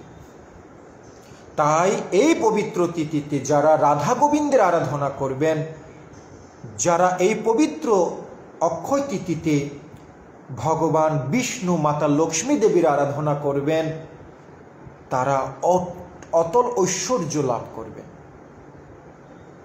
প্রেম ভক্তি লাভ করবেন, কৃষ্ণ প্রেম লাভ করবেন। তাই এই পবিত্র অক্ষয় তিথি অত্যন্ত গুরুত্বপূর্ণ। এই তিথিতে যা কিছু করব অক্ষয় হয়ে থাকবে, অত্যন্ত বিচার্য বিষয়। গীতার 18টি গোপনীয় নামের তাৎপর্য বলেন দয়া করে। ভগবত গীতার 18টি নামের কথা বৈষ্ণবীয় তন্ত্রসারে পাওয়া যায়, কিন্তু তার প্রত্যেকটির পৃথক পৃথক নামের ব্যাখ্যা এক এক ব্যক্তি এক এক রকম করে দিয়েছে। তাই আমরা শুধু এটুকু বলবো আজকে, যদি আমরা শুধু গীতা শব্দটাও যদি উচ্চারণ করি আর যদি সেটি অধ্যয়ন করি, ভগবান কৃষ্ণ আমাদের মস্তকের উপরে চরণ ছায়া দান করবেন, চরণ ছায়া দান করবেন। যেখানে গীতা পাঠ হয় সেখানে রাধা কৃষ্ণ উদ্ধবাদী সমস্ত পারিষদগণকে নিয়ে ভগবান সেখানে ছুটে চলে আসেন, এমনটি বর্ণনা করা হয়েছে। গোপাল বালকৃষ্ণ অপি নারদ ধ্রুব পার্ষদই সহায় জায়তে শীঘ্রম যত্র গীতা প্রবর্ততে। যেখানে গীতা বর্তমান থাকেন সেখানে নারদ, ধ্রুব আদি পার্শ্বদবৃন্দ সহ স্বয়ং বালগোপাল শ্রীকৃষ্ণ সহায় রূপে আবির্ভূত হন এবং সেই গৃহের মধ্যে লক্ষ্মী, ভাগ্য, শান্তি, সমৃদ্ধি, অন্নপূর্ণা দেবী নিত্য বসবাস করেন। প্রিয় ভক্তগণ, এমন কোন সৌভাগ্যবান ব্যক্তি নেই যিনি গীতা পাঠ করবেন না? গীতাকে পাঠ করতে করতে হা কৃষ্ণ বলে ক্রন্দন করবেন না? গীতাকে বুকের মধ্যে জড়িয়ে ধরে আমার কৃষ্ণকে জড়িয়ে ধরেছি বলে শ্রদ্ধা জানাবে না? গীতার মধ্যে ললাট লাগিয়ে, কপাল লাগিয়ে আমার ভগবান কৃষ্ণ আমায় ভক্তি দাও, জ্ঞান দাও কেন বলবে না? কেন বলবে না? ভগবত গীতা, ভগবান সাক্ষাৎ গীতা রূপে এসেছেন আমাদেরকে কৃপা করতে। আর কত রকমের কৃপা করবে আমাদের প্রাণনাথ শ্রী হরি, আর কত কৃপা করবেন, আর কত কৃপা করবেন তিনি। সেই জন্য 18টি নামের যে গূঢ় তথ্য বিভিন্ন বিশ্লেষকরা বিভিন্নভাবে বর্ণনা করেছেন, কিন্তু শুধুমাত্র গীতা শব্দটি উচ্চারণ করে যদি হৃদয়ে লাগিয়ে রাখেন, এতে কৃষ্ণ সব ধরনের জ্ঞান দান করবেন। হরে কৃষ্ণ। সুমনদেব প্রভু বলছেন, প্রভু প্রতিদিন কাজে যাবার আগে ভোরে এবং কাজ হতে এসে রাত্রে আমি স্নান করি। সিঙ্গাপুরে শাওয়ারে স্নান করতে হয়, তাই প্রতিবার স্নানের সময় গঙ্গেছ যমুনাশ্চৈব গোদাবরী সরস্বতী নর্মদে সিন্ধু কাবেরী জলহস্মিশানে এই বলে মস্তকে জল দিই এবং স্নান করি। তাতে কি আমার কোনো গঙ্গাকে অবমাননা হয়? কৃপা করে বলবেন। না, কোনো ধরনের অবমাননা হচ্ছে না। আপনি সঠিকভাবে সঠিক মার্গ দিয়ে আপনি গঙ্গা মাতাকে স্মরণ করছেন এবং গঙ্গা গঙ্গা বলে আপনি যে ভগবানের নাম, গঙ্গা মায়ের নাম উচ্চারণ করে যে স্নান করছেন, আপনি যে কত কৃপা লাভ করছেন। আপনার উদ্দেশ্যে একটা শ্লোক আবৃত্তি করতে চাই, তাহলে না হলে নিজেকে অপূর্ণ মনে হবে। একটা শ্লোক আবৃত্তি করতে চাই। 15 নম্বর শ্লোক, বৃহৎ নারদীয় পুরাণ 6ষ্ঠ অধ্যায় 15 নম্বর শ্লোক। কি বলছেন দেখুন, যত্র স্নাত্যা পাপনাহপি সর্ব পাপ বিবর্জিতা মহৎ বিমান আরুড়া প্রয়ান্তি হরি মন্দিরম। যারা গঙ্গায় স্নান করে আমি তাদের মহিমা কিভাবে বলবো? শুধু যারা গঙ্গায় স্নান করে তাদেরকে যদি দর্শন করে মানুষ, অথবা যারা গঙ্গা নাম উচ্চারণ করে তাদেরকে যদি দর্শন করে মানুষ, সেও পাপ মুক্ত হয়ে বৈকুণ্ঠ লোক প্রাপ্ত হবে। সেও বৈকুণ্ঠ লোক প্রাপ্ত হবে।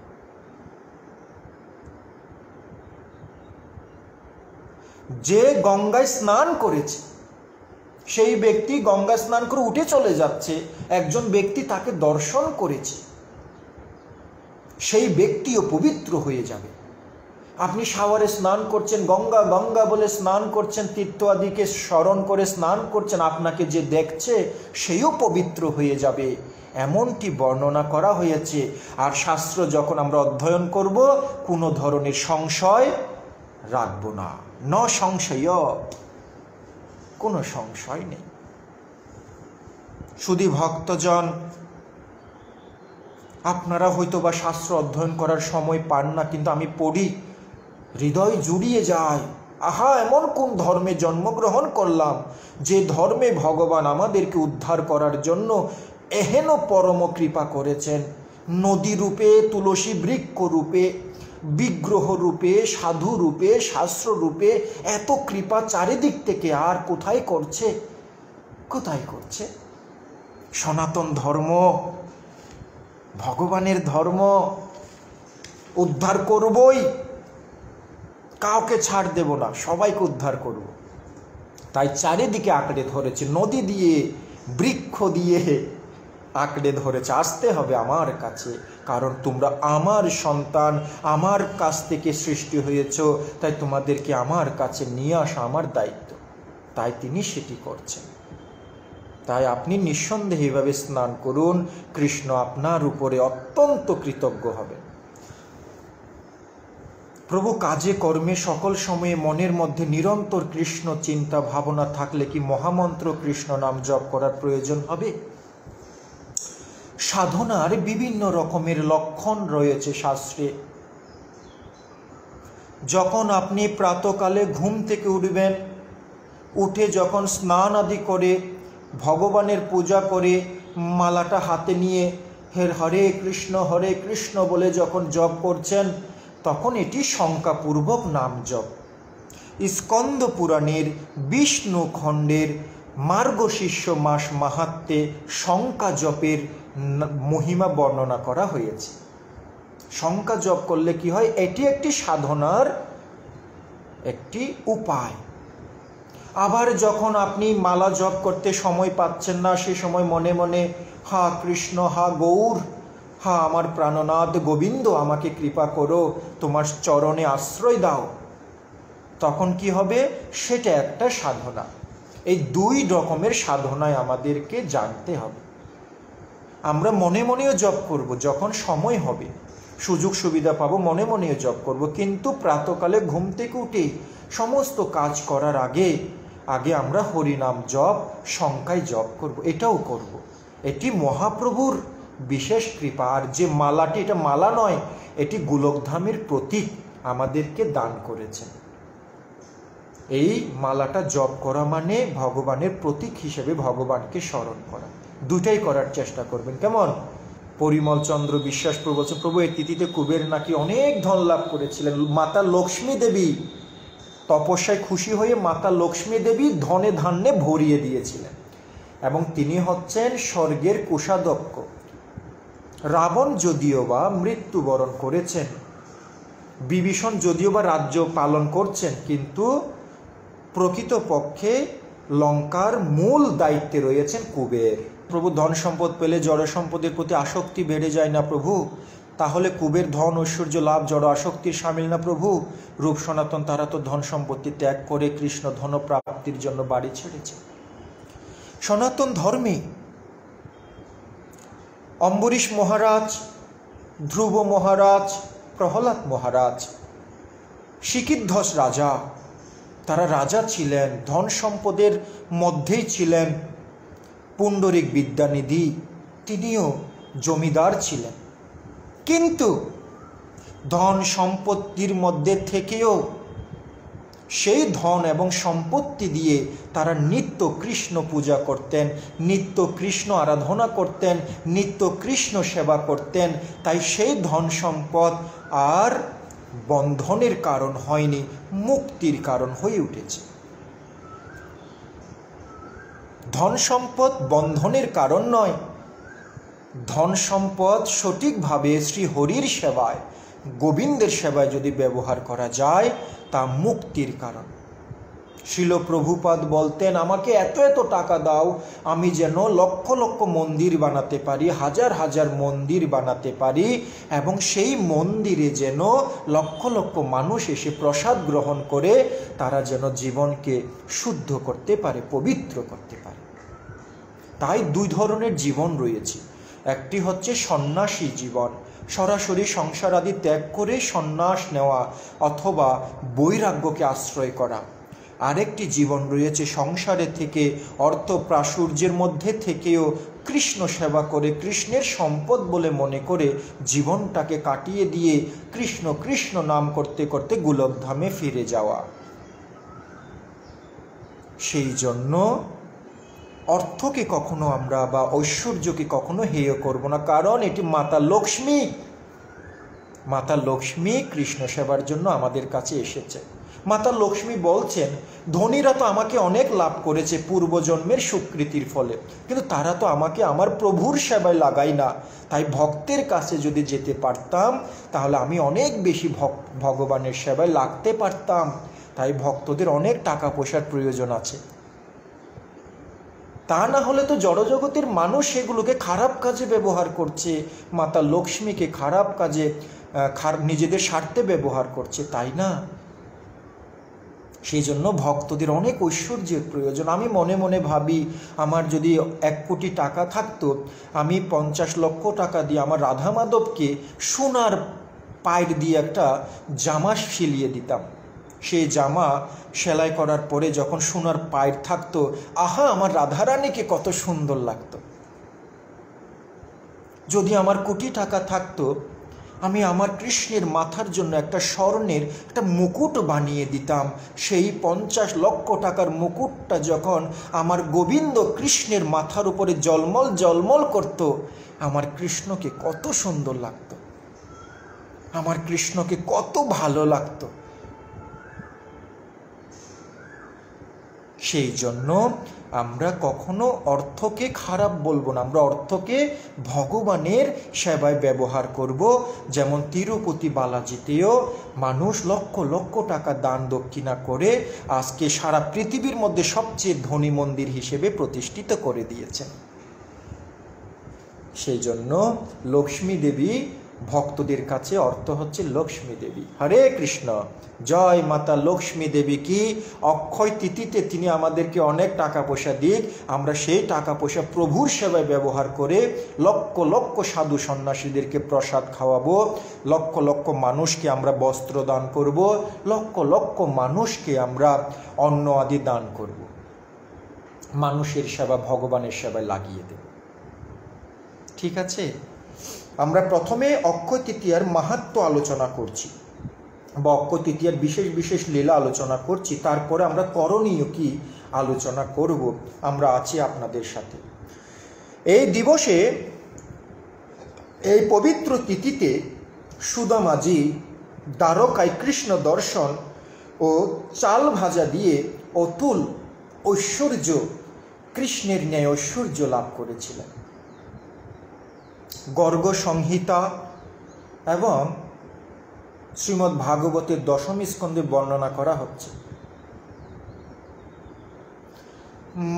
এত অভাবের সংসার, এত দারিদ্রতায় পূর্ণ সংসার ভাষায় বলা যাচ্ছে। কাপড়টা ছিঁড়ে গেছে, সেখানেই সেলাই করে নিচ্ছে। স্ত্রী পত্নী কল্যাণী মাতা একদিন ডেকে বলছে, ও হে স্বামী, আমি আপনার কাছে হাত জোড় করে বলছি, আর সহ্য করতে পারছি না, আপনি 5টা ঘরে ভিক্ষা করেন, যা পান সেটা নিয়ে আসেন। নিয়ে আসার পরে আবার কি করেন, সেটাকে 4 ভাগ করেন।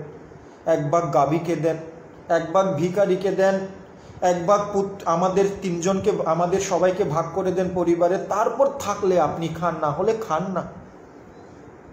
আর ভালো লাগছে না, একটু যান না কৃষ্ণের কাছে।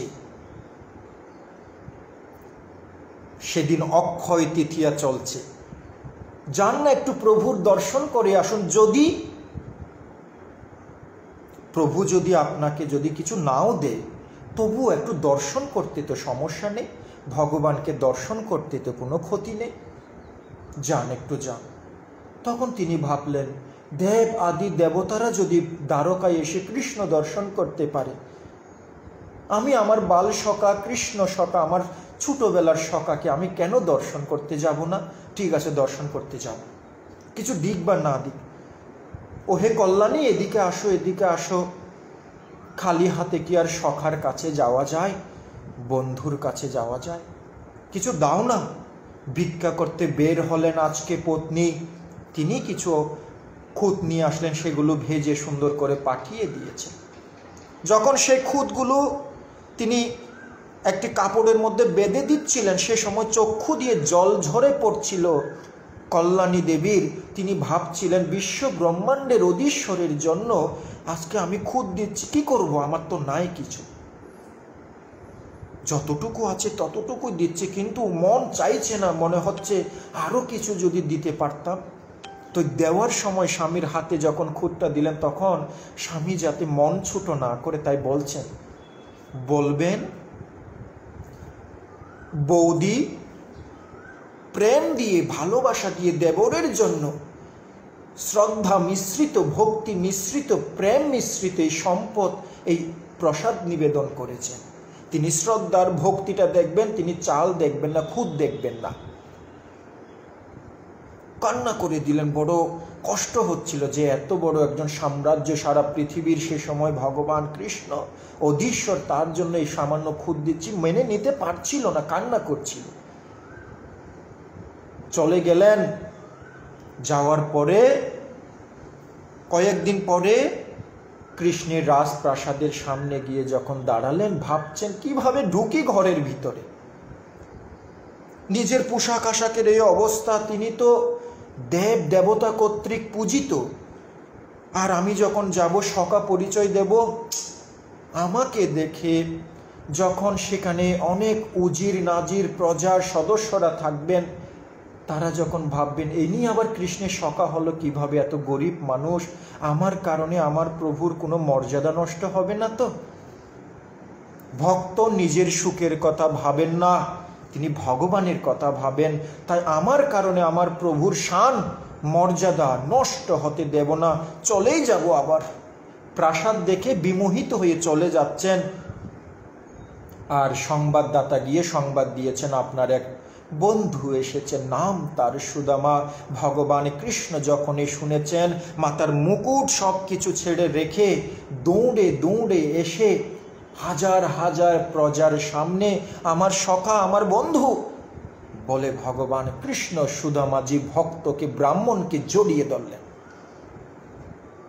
সমাজে অনেক ব্রাহ্মণ থাকতে পারে, কিন্তু সুদামাজির মতো ব্রাহ্মণ বড় বিরল ত্রিভুবনের মধ্যে। যখন জড়িয়ে ধরেছেন, ভগবানের চোখের জলে সুদামাজির পৃষ্ঠদেশ ভিজে গেল, আর সুদামাজির চোখের জলে ভগবানের বক্ষদেশ, পৃষ্ঠদেশ ভিজে গেল। ভগবান বলছেন, আমার শখে এসেছে, রথ নিয়ে আসো। রথে করে যখন অন্দর মহলে গেলেন, আহা কি বিরাট কার্যকলাপ! বৈকুণ্ঠের ঐশ্বর্যকেও কৃষ্ণ হার মানিয়ে দিয়েছেন দ্বারকায়। চোখ ঝলসে যাচ্ছে, তিনি ভীত হয়ে গেছেন, এ কোন রাজপ্রাসাদে প্রবেশ করছি, এত দাস দাসী, এত পাট মহিষীরা। ভীতু হয়ে গেছেন, ভয় পাচ্ছেন সুদামাজি। ভগবান নিয়ে আসলেন, সঙ্গে সঙ্গে রক্ষিণী দেবী, সখী বৃন্দ এসে, মহিষী বৃন্দ এসে আরতির থালা দিয়ে যখনই সামনে এসেছেন, সুদামাজি গল গল ধারায় ক্রন্দন করে বলছেন, আমি কি ভেবেছিলাম আর কি হচ্ছে এখানে। স্বয়ং লক্ষ্মী মাতা হচ্ছেন রুক্মিণী মাতা। সেখানে যত মহিষীজন ছিলেন, সত্যভামা আদি, সকলে লক্ষ্মী অংশা। আজকে লক্ষ্মী দেবীরাই পূজা করছেন ভক্তের। এই হচ্ছে কৃষ্ণ ভক্তি, এই হচ্ছে ভগবানের ভক্তের মহিমা, যাকে লক্ষ্মী দেবীও আকাঙ্ক্ষা করেন, পূজা করেন, সম্মান করেন। লক্ষ্মী দেবীর প্রকাশ, রুক্মিণী মাতা অষ্টপ্রদীপ দিয়ে, বহু রকমের আরতি ব্যঞ্জন দিয়ে আরতি করছেন। তিনি ক্রন্দন করছেন যে আমাকে এত সম্মান দিচ্ছে, কৃষ্ণের সখা দেখে, কৃষ্ণের ভক্ত দেখে, আমার কৃষ্ণ জয় হোক, আমার কৃষ্ণের জয় হোক, আমার দামোদরের জয় হোক, আমার গোপালের জয় হোক বলে তিনি ক্রন্দন করছেন আর জয়ধ্বনি করছেন। ভগবান কৃষ্ণ আরতি শেষ হওয়ার পরে সিংহাসনে বসালেন। যখনই বসালেন, তখনই দেখলেন চরণ থেকে বিভিন্নভাবে কাটা আদি ফুটে রক্ত পড়ছেন। বললেন, তাড়াতাড়ি গরম জলের ব্যবস্থা করো।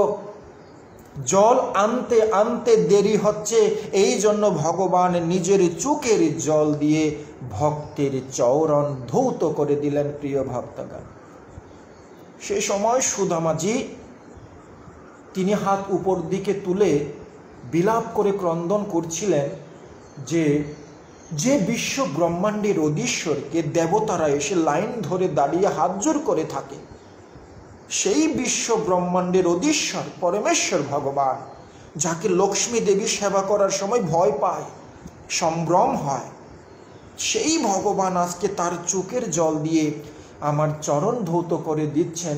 আমি কি করব, আমার কি হচ্ছে, আমি কি করব, আমি তো মনে হয় অনেক পাপী হয়ে যাচ্ছি বলে তিনি যে বিলাপ করে ক্রন্দন করছিলেন। এই যে মিলন সময়, এই যে মিলন হয়েছিল,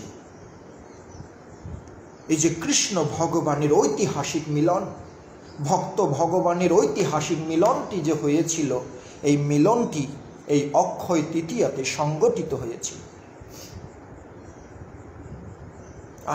যখন অধ্যয়ন করি শাস্ত্র, তখন হৃদয়টা না খুব কষ্ট লাগে, বিশ্বাস করবেন কিনা জানি না, এত অন্যরকম লাগে যে বিশ্ব ব্রহ্মাণ্ডের অধীশ্বর, যাকে সমস্ত দেবতারা পূজা করেন, যার ভয়ে সকলে ভীত হন, সেই ভগবান আজকে তার ভক্তের চরণ ধরে ধৌত করে দিচ্ছেন নিজের চোখের জল দিয়ে। কোন ধর্মে আমাকে জন্মগ্রহণ করিয়ে দিয়েছেন কৃষ্ণ, কোন শাস্ত্র আমাকে শিক্ষা দিচ্ছেন কৃষ্ণ, আমাকে তো আপনি এই জন্মে ধন্য করে দিলেন, এক সনাতন ধর্মের পরিবারে জন্মগ্রহণ করিয়ে দিয়ে সনাতন শাস্ত্র দিয়ে আমাকে তো ধন্য করে দিয়েছেন কৃষ্ণ, কিভাবে আপনার এই ঋণ সেবা দিয়ে শোধ করব বলে তখন খুব আনন্দ লাগে, জানেন, খুব ভালো লাগে। যে আসলে সুদামাজির এই কাহিনীটাই আসলে অনেক সুন্দর, অনেক ভালো লাগে আসলে সুদামাজির এই মিলনটা। রাত্রে হয়ে গেছেন, পঞ্চামৃত দিয়ে স্নানাদি করালেন, খাবার দিলেন, রাত্রে হয়ে গেছে।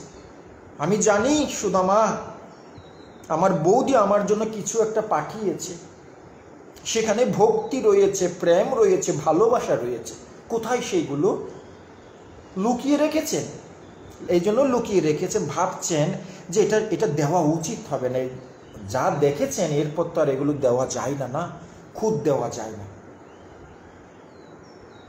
খুদ তো দেওয়া যায় না। তাই তিনি চিন্তা করছেন যে দেব কিনা। কৃষ্ণ জোর করে কেড়ে নিলেন, এক মুষ্টি গ্রহণ করে বললেন, সমস্ত পৃথিবী তোমাকে দিয়ে দিলাম। আরেক মুষ্টি গ্রহণ করে বললেন, ঊর্ধ্বলোক দিয়ে দিলাম। আরেক মুষ্টি গ্রহণ করতে গিয়ে বলছেন, গ্রহণ করবেন আর বলছেন, আমাকে তোমাকে দিয়ে দিলাম, আমার বৈকুণ্ঠ, আমার ঐশ্বর্য সব দিয়ে দিলাম, আমি সুদামা হয়ে যাব, তুমি কৃষ্ণ হয়ে যাবে, যাও সব দিয়ে দেব। তাড়াতাড়ি মাতা লক্ষ্মী দেবী, রুক্মিণী রূপী মাতা লক্ষ্মী তাড়াতাড়ি গিয়ে হাত ধরে বলছেন, না প্রভু, এতটা ভাবে বিহবল হবেন না, আপনি ছাড়া আমাদের কে আছে বলুন। শুধু সুদামাজির দিকে দেখলে তো হবে না, আমাদের দিকেও লক্ষ্য রাখুন। শুধু ভক্তজন, যে ভগবান এইভাবে ভক্তের কৃতজ্ঞতা প্রকাশ করে, যে ভগবান ভক্তের প্রতি এতটা করুণাময়, সেই ভগবানকে কতটা প্রেম করা উচিত, কতটা ভক্তি করা উচিত, কতটা প্রেম সহকারে সেই কৃষ্ণের নাম জপ করা উচিত, বিচার করুন। এই তিথিতে, অক্ষয় আদি তিথিতে সুদামাজি দ্বারকায় কৃষ্ণ দর্শন হয় এবং চাল ভাজা দিয়ে অতুল ঐশ্বর্য লাভ করেছিলেন। আমার কৃষ্ণ সব দিয়ে দিয়েছিলেন, সর্বস্ব দিয়ে দিয়েছিলেন, যাও আমার মতো সুখ ভোগ করো পৃথিবীতে। কিন্তু সুদামাজির সেই রাজপ্রাসাদে কখনো বসবাস করতেন না। রাজপ্রাসাদের সামনে একটা ছোট ভজন কুটির তৈরি করে সেখানে তুলসী মহারানী রোপণ করে সেখানেই শুধু ঘুমাতেন আর ভজন সাধন করতেন। যখন ব্রাহ্মণেরা আসতেন, বড় বড় সাধু ঋষিরা আসতেন, তখন কেবল সেই গৃহের মধ্যে প্রবেশ করতেন, রাজপ্রাসাদে প্রবেশ করতেন। একা কখনো সেই রাজপ্রাসাদে থাকতেন না। যেমন ভক্ত তেমন ভগবান। এই সুন্দর শিক্ষা যদি সমস্ত পৃথিবীতে যদি প্রতিষ্ঠিত হতো, সুদামাজির এই কাহিনী যদি সমস্ত পাঠ্যপুস্তকে যদি সমস্ত পৃথিবীর মানুষের কাছে পৌঁছে দেওয়া যেত, তাহলে হয়তোবা ভক্তি কি, ভগবান কি, ভক্ত কি, এই পৃথিবীর মানুষ হয়তোবা উপলব্ধি করতে পারত। হয়তোবা ধর্মের নামে কখনো মানুষ হয়তোবা হানাহানি আর করত না। পায়েল সাহা মাতাজি বলছেন, প্রভু আমি বারবার স্বপ্নে জগন্নাথ দেখি, আমি নিরামিষ আহার করি না, তো আমার কৃষ্ণ কি আমাকে কিছু বলতে চায়? হ্যাঁ, যখন আপনি ভগবানকে স্বপ্ন দেখবেন, বুঝবেন আপনি কোনো সাধারণ মানুষ নয়। স্বপ্নে হোক অথবা বাস্তবে এক ব্যক্তি তিনি আপনাকে স্বপ্নে দর্শন দিক অথবা বাস্তবে দর্শন দিক, সুফল আপনি একই রকমের লাভ করবেন। তাই আমার ভগবান শ্রী জগন্নাথকে যে আপনি স্বপ্নে দেখছেন, আপনি মানুষ নয়, আপনি ভগবানের প্রিয়জন, তাই স্বপ্নে দেখাচ্ছেন। আপনি যে মায়ার জালের মধ্যে আবদ্ধ হয়ে পূর্বজন্মের সাধন ভজনের যেখান থেকে শুরু করা দরকার শুরু করছেন না, থেমে রয়েছেন, সেটি স্মরণ করিয়ে দিতে চাইছেন। তুমি আমার প্রিয়জন, আসো আমার কাছে ফিরে আসো, আমার সাধন করো, ভজন করো, পূর্বজন্মে সিদ্ধি লাভ করতে পারো না, এই জন্মে শুরু করে দাও, থেমে থাকো না। ভগবত দর্শন, ভগবানের দর্শনের অর্থই হলো আপনি বেশি করে ভক্তি করবেন, এমনটি তিনি চান। তাই শুদ্ধ জীবন যাপন করুন আর প্রভুকে ভালোবাসুন, হরিনাম করুন। শুদ্ধ প্রসাদ ভুজি হয়ে জগন্নাথকে দিয়ে দিয়ে গ্রহণ করুন। জগন্নাথ, আজকে থেকে তুমি আর আমি একসাথে খাবো, প্রথমে তোমাকে দেব সুন্দর সুন্দর কৃষ্ণ প্রসাদ, তারপরে আমি খাবো জগন্নাথ। তিনি আপনার প্রিয়, আপনি তার প্রিয়, তাই প্রিয় প্রভুর কথা কেন শুনবেন না? তিনি দর্শন দিয়ে বলছেন যে ভক্তি করো, প্রেম করো, আরাধনা করো। আপনাকে কৃপা করেছেন তিনি, তাই দর্শন করছেন। সেজন্য বেশি বেশি শুদ্ধভাবে ভজন সাধন করুন। প্রভু ভগবান কি ভোগ পছন্দ করেন? ভগবানকে দুগ্ধ জাতীয় খাবার, শাক জাতীয় খাবার, সবজি, চাল যা কিছু দিবেন তিনি তাই গ্রহণ করবেন। স্কন্দ পুরাণের বিষ্ণু খণ্ডের মার্গশীর্ষ মাহাত্ম্যে নৈবেদ্যের বর্ণনা দিতে, কালকে নৈবেদ্যের বর্ণনা পড়ছিলাম, হৃদয় জুড়িয়ে গেছে। সোনার থালায় দিতে পারলে ভালো, যদি না থাকে রূপার থালায়, রজত থালায় দিন। তাও যদি না থাকে, কৃষ্ণ বলছে কোনো টেনশন নেই। আমি সোনার থালা রূপার থালা বলেছি দেখে প্রথম শ্লোকে তোমরা ভয় পেয়েছো? না না, আরও 2-3টা শ্লোক পড়ো। 3টা শ্লোকে গিয়ে দেখছি যদি তোমার কিছুই না থাকে, পলাশপত্র, পদ্ম ফুলের পাতা যদি থাকে, সেই পাতার মধ্যে আমাকে সুন্দর করে প্রসাদ নিবেদন করো। প্রথমে কি বলছেন? সোনার থালা। আমি তো ভেবেছি ভাই সোনার থালা তো আমাদের নাই। তারপরে শ্লোকে বলছে যদি না পারো রূপার থালাই দাও আমাকে। আমি ভাবছি ভাই রূপার থালা তো আমাদের নেই। পরবর্তী শ্লোকে বলছে পলাশপত্র অথবা পদ্মফুলের পাতায়ও যদি, কলা পাতায়ও যদি তোমরা আমাকে ভগবানের প্রসাদ নিবেদন করো, আমি ধন্যাতি ধন্য হয়ে যাব। কিন্তু সেখানে যে বর্ণনা, আইটেমের বর্ণনা দিয়েছেন, মাথা নষ্ট। দুগ্ধজাত, মোদক, তারপরে বিভিন্ন রকমের পায়েস, বিভিন্ন রকমের চাটনি, তার যে বর্ণনা লিখেছেন না, হৃদয় জুড়িয়ে গেছে। হরেক রকমের আইটেম ভগবানকে দেবে। শেষে গিয়ে বললেন যদি দিতে না পারো, শত শত আইটেম যদি দিতে না পারো, একটু সুন্দর মিষ্টি, একটু দই, একটু পায়েস, একটু মধু, অথবা সুন্দর একটু অন্ন, একটু ডাল, একটু সবজি দিয়ে ভক্তিপূর্বক যদি দাও, আমি তাতেও খুশি মনে গ্রহণ করব। আর কথা দিচ্ছি এর ঋণ স্বরূপ তোমাদেরকে আমি আমার ধামে নিয়ে এসে অনন্তকাল তোমাকে আমি খাওয়াবো, তোমাকে খাওয়াবো আমি।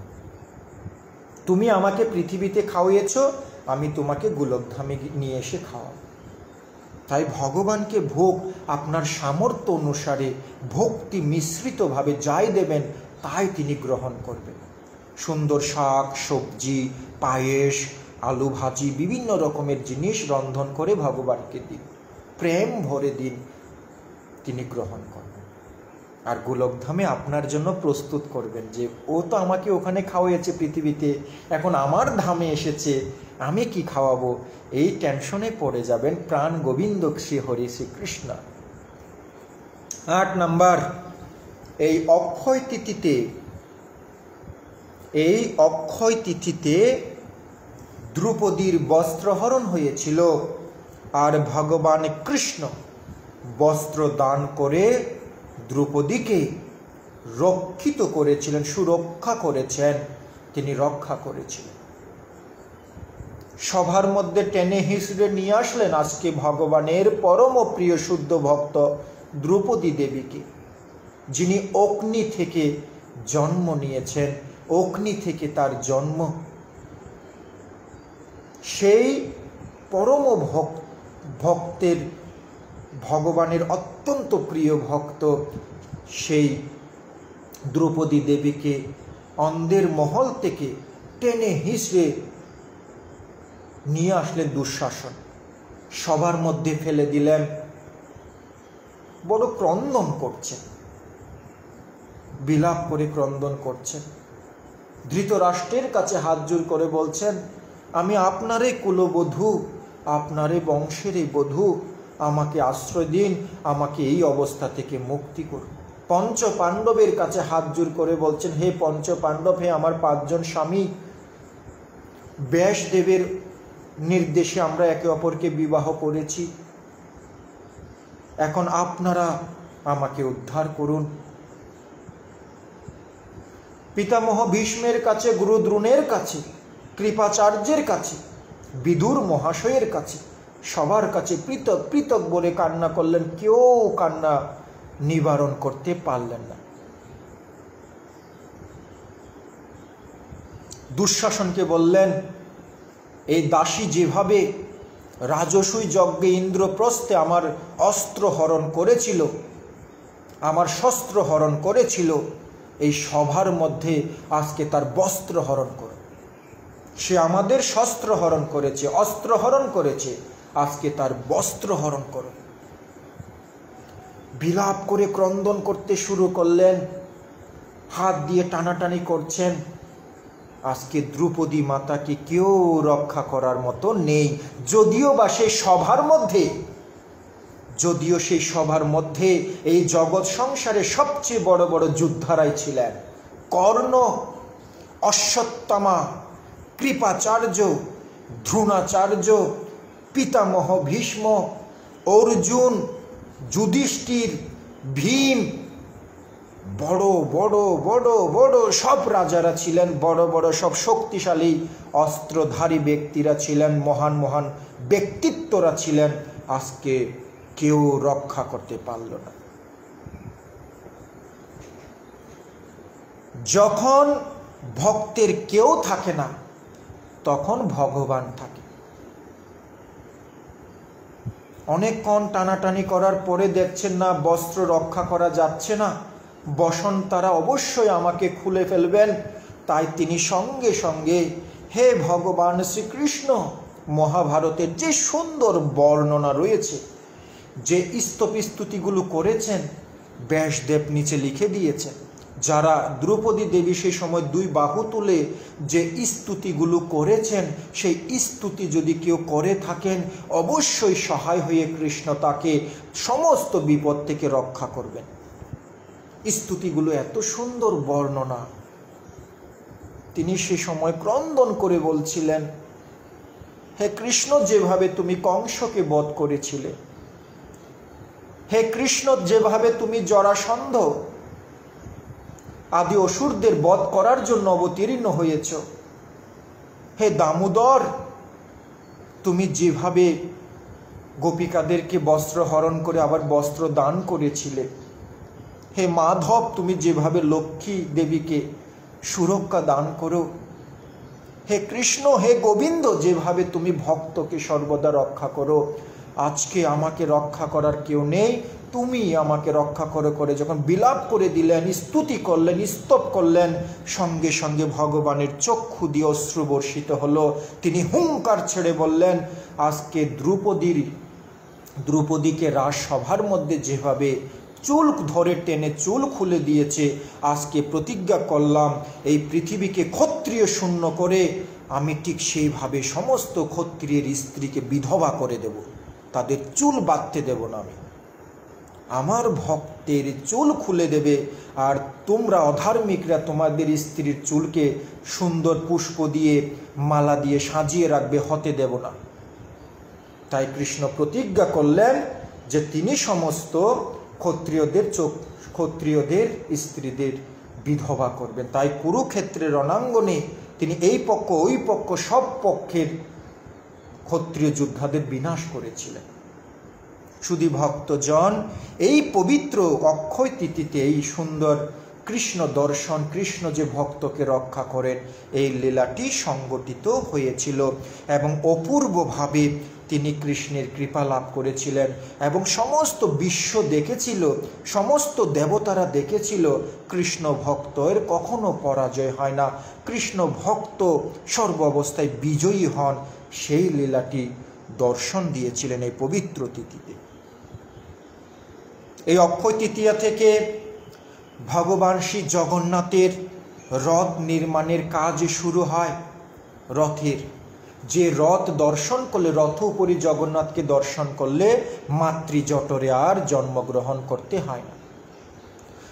স্কন্দ পুরাণের বিষ্ণু খণ্ডের পুরুষোত্তম ক্ষেত্র মাহাত্ম্য স্পষ্টভাবে বলে দিয়েছেন, যারা রথ উপরি জগন্নাথ বলদেব সুভদ্রা মহারানীকে দর্শন করবেন তাদের আর এই পৃথিবীতে জন্মগ্রহণ করতে হবে না। এই পবিত্র তিথিতে কেদার, বদ্রী, গঙ্গোত্রী, যমনোত্রী মন্দির 6 মাস বন্ধ থাকে। এই দিনে তার দ্বার উন্মোচন করা হয়। এই মাসে এই অক্ষয় তিথিতে কি কি করণীয় সেই সম্বন্ধে মৎস্য পুরাণের 65 অধ্যায়ের মধ্যে বর্ণনা করা হচ্ছে।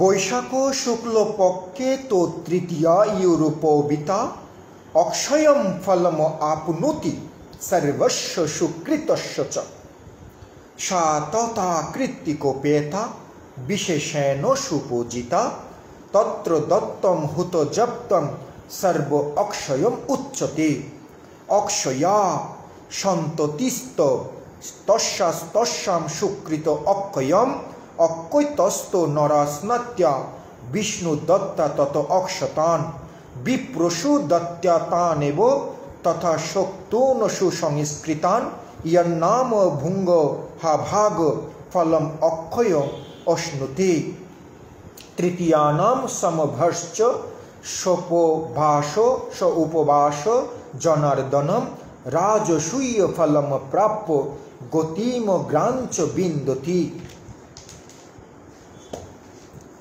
মৎস্য পুরাণের 65 অধ্যায়ের ভগবান মৎস্য তিনি বর্ণনা করছেন কি, এই পবিত্র অক্ষয় তৃতীয়াতে কেউ যদি হোম করে, দান করে, প্রাতঃস্নান করে, হরিনাম জপ করে তা অক্ষয় হয়ে থাকবে। এবং যারা উপবাস আদি থেকে যদি ভগবান জনার্দনের আরাধনা করে তারা অনন্তকাল বৈকুণ্ঠ গোলকধামে থাকবে। প্রাতঃকালে ঘুম থেকে উঠে গঙ্গা স্নান করবেন, তিলক রচনা করবেন, ভগবান কৃষ্ণকে অর্চনা করবেন, শৃঙ্গার করবেন, অভিষেক করবেন, নৈবেদ্য নিবেদন করবেন। এগুলো প্রত্যেকটি করা উচিত। প্রাতঃকালে স্নান করে ধুতি পরে তিলক করবেন, অক্ষয় হয়ে থাকবে তিলক করার ফল। অর্চনা করবেন, ভগবানকে সুন্দরভাবে পোশাক আদি দিয়ে সাজাবেন, অভিষেক করাবেন, পঞ্চামৃত দিয়ে নৈবেদ্য নিবেদন করবেন। এইভাবে যদি হোম আদি করা হয় অথবা ভগবানকে সাজানো পূজা করা হয়, জনার্দনের সেবা হয়, তা অক্ষয় হয়ে থাকবে। গোবিন্দ অক্ষয় লোক, গোবিন্দ লোকে সেই ভক্তকে আশ্রয় দেবে। 2 নম্বরে বলছেন দান।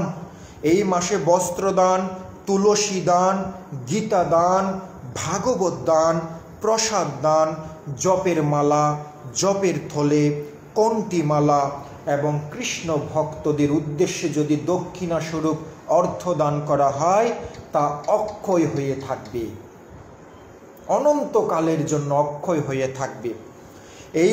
এই অক্ষয় তিথিতে কৃষ্ণ নাম জপ, বিষ্ণু সহস্র নাম জপ, কৃষ্ণ সহস্র নাম জপ, গজেন্দ্র মুখ্যন লীলা, সুধামা লীলা, গঙ্গা আবির্ভাব লীলা, পরশুরাম লীলা, দ্রৌপদী মাতার বস্ত্রহরণ লীলা এবং যদি কেউ গঙ্গা স্নান করে তিনি অক্ষয় ফল লাভ করে গোলক বৃন্দাবন প্রাপ্ত হবে।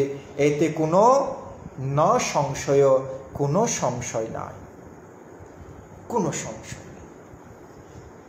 হরিনাম জপ বিষ্ণু সহস্র নাম, কৃষ্ণ সহস্র, গজেন্দ্র মুখ্যন, সুদামা লীলা, গঙ্গা আবির্ভাব লীলা, পরশুরাম লীলা, বস্ত্রহরণ দ্রৌপদী মাতার লীলা এবং গঙ্গা স্নান অত্যন্ত গুরুত্বপূর্ণ।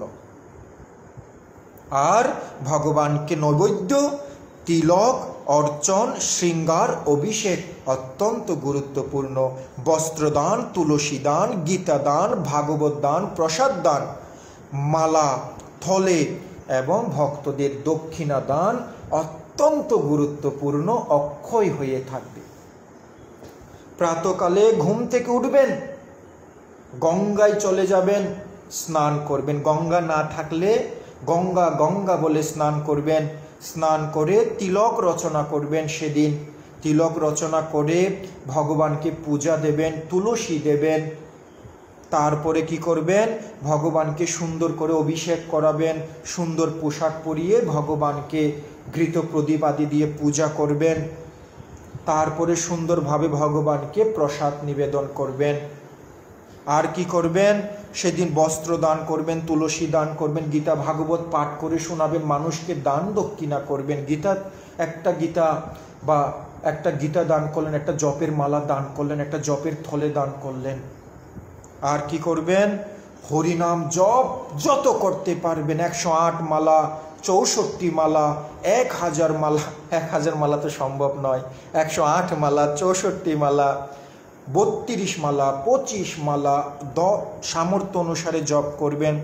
বিষ্ণু সহস্রনাম, ইন্টারনেটে যদি আপনারা লিখে দেন বিষ্ণু সহস্রনাম চলে আসবে। বিষ্ণু সহস্রনাম, কৃষ্ণ সহস্রনাম, গজেন্দ্র মুখ্যন লীলা, সুধামা লীলা, গঙ্গা আবির্ভাব লীলা মন ভরে অধ্যয়ন করে দিনটা কাটিয়ে দেবেন এবং অন্তিমে গোলক বৃন্দাবন কৃষ্ণের কাছে ফিরে যাব। খুব সুন্দরভাবে, শুদ্ধভাবে এই কর্মগুলো করবেন। দেখবেন ভগবান আমাদের উপরে প্রসন্ন হয়ে যাবেন, ধন্য হয়ে যাবেন, কৃষ্ণ আমাদের উপরে সন্তুষ্ট হয়ে যাবেন। তাই প্রিয় ভক্তগণ, এই তিথি, অক্ষয় তিথি অত্যন্ত গুরুত্বপূর্ণ। এই অক্ষয় তিথিতে কি কি করবেন না?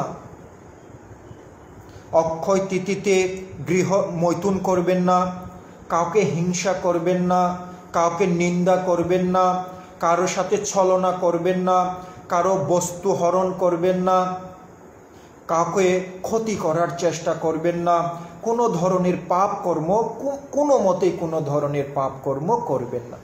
কারণ যদি সে পাপ কর্ম করেন তাও অক্ষয় হয়ে থাকবে। অক্ষয় হয়ে থেকে আপনাকে বারংবার এই জগতে নিয়ে এসে দুঃখ কষ্ট ভোগ করাবে। কোনো ধরনের পাপ কর্মে লিপ্ত হবেন না।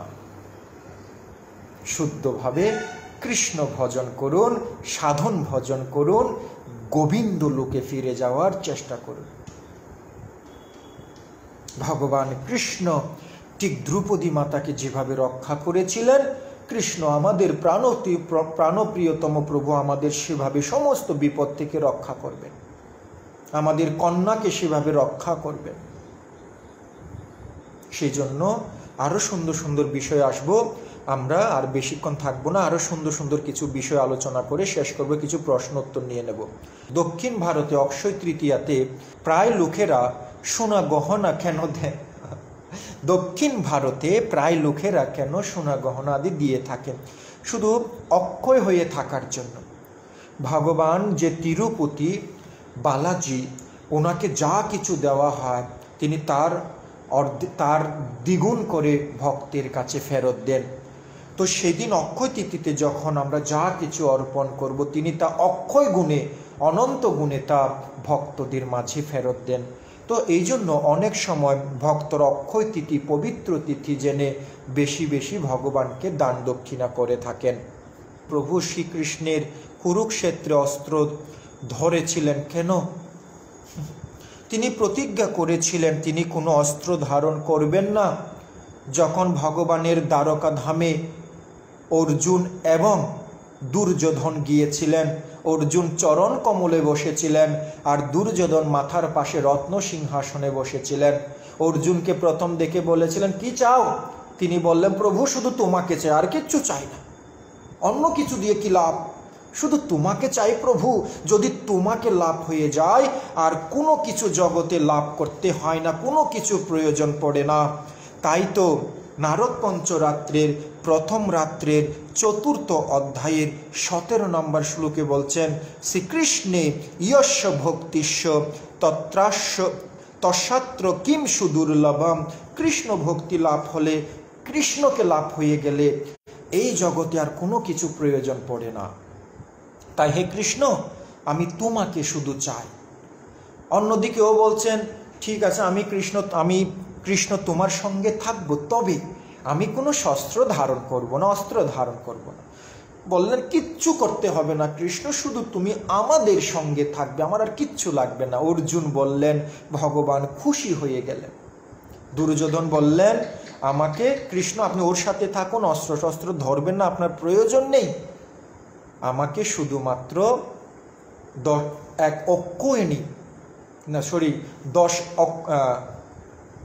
1 অক্ষয়িনী আমাকে আপনি নারায়ণী সেনা দিলেই যথেষ্ট। সেই নারায়ণী সেনা নিয়ে আমি যুদ্ধ বিজয় লাভ করতে পারব।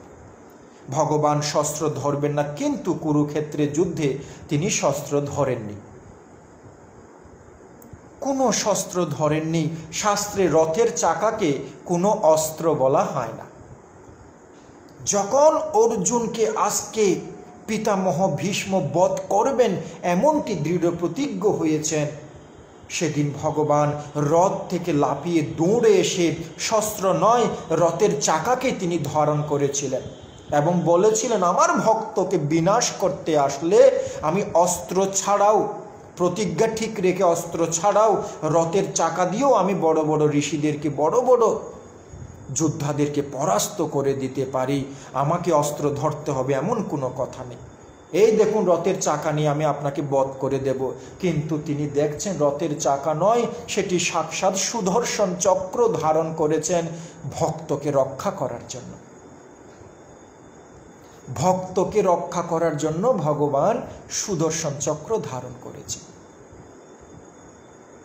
প্রকৃতপক্ষে শাস্ত্র সিদ্ধান্ত দিচ্ছেন ভগবান প্রতিজ্ঞা ভঙ্গ করেননি, কারণ রথের চাকাকে শাস্ত্রে অস্ত্র বলা হয় না, এটি রথের চাকা।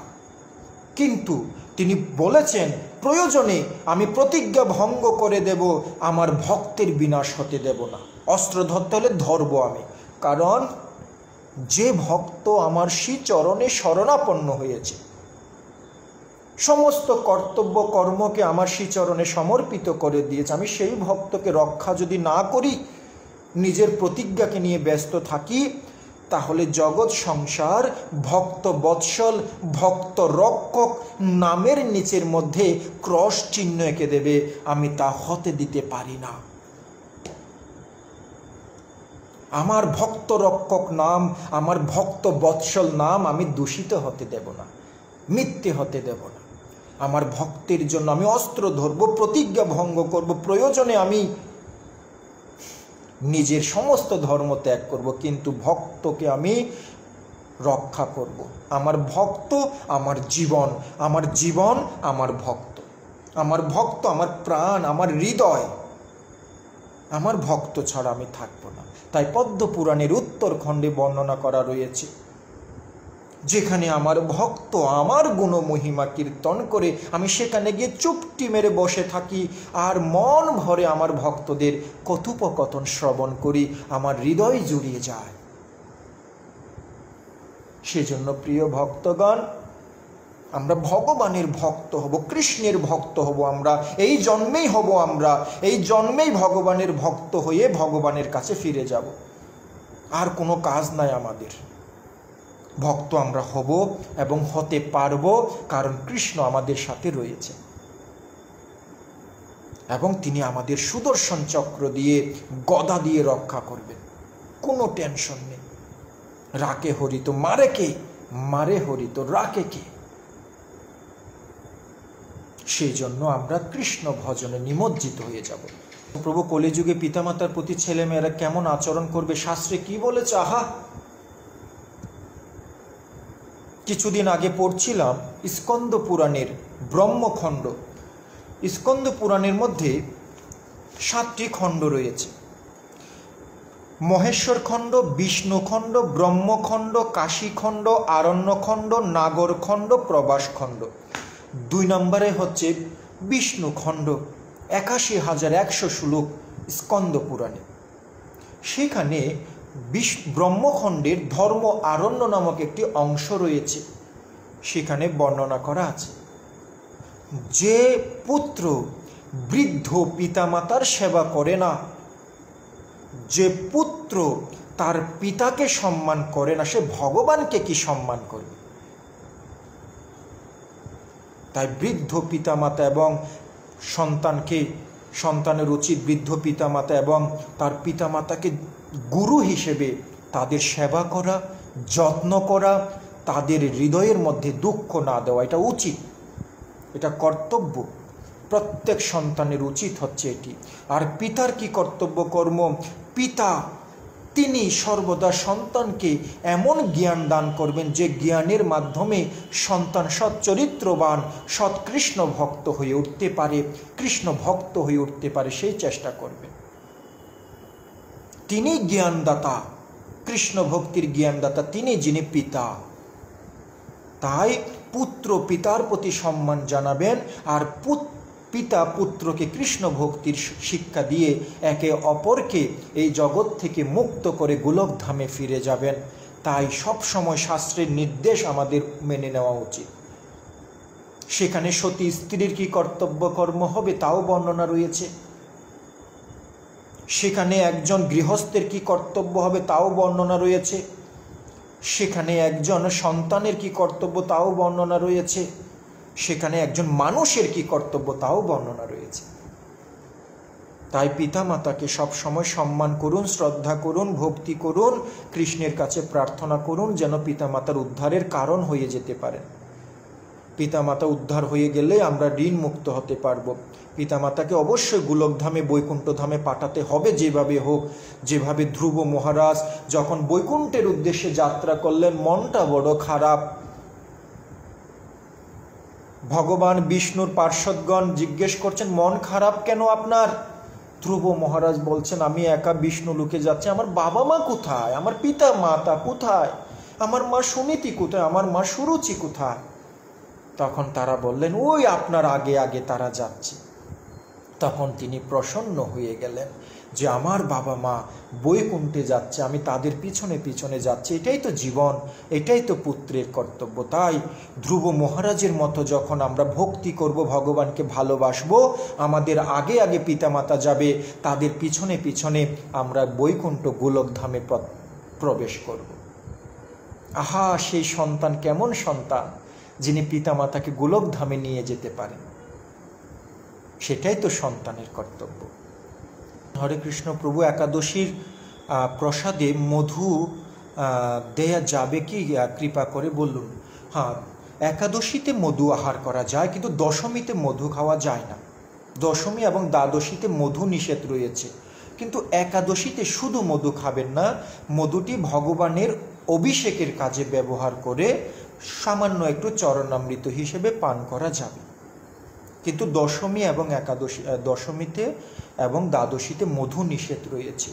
সেজন্য একাদশীতেও মধুটা দয়া করে গ্রহণ করবেন না, শুধুমাত্র ব্যবহার করবেন অভিষেকের কাজে। কেমন? প্রভু ভগবান ষড়রিপু সৃষ্টি করলেন কেন? ভগবান ষড়রূপ সৃষ্টি করেছেন আমাদেরকে পরীক্ষা করার জন্য। যদি সব কিছু তিনি যদি সহজভাবে করতেন, সহজভাবে দিয়ে দিতেন, হয়তোবা আমরা পরীক্ষার মধ্যে কে কত নম্বর পাবো তার ভগবান নির্ধারণ করতে পারতেন না।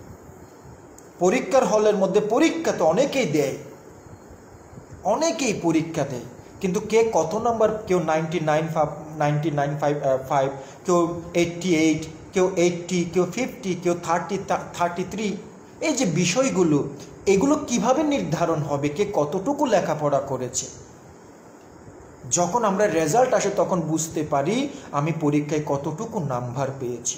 তাই ষড়রিপু আদি দিয়ে ভগবান পরীক্ষার একটি কেন্দ্র খুলে দিয়ে দিলেন।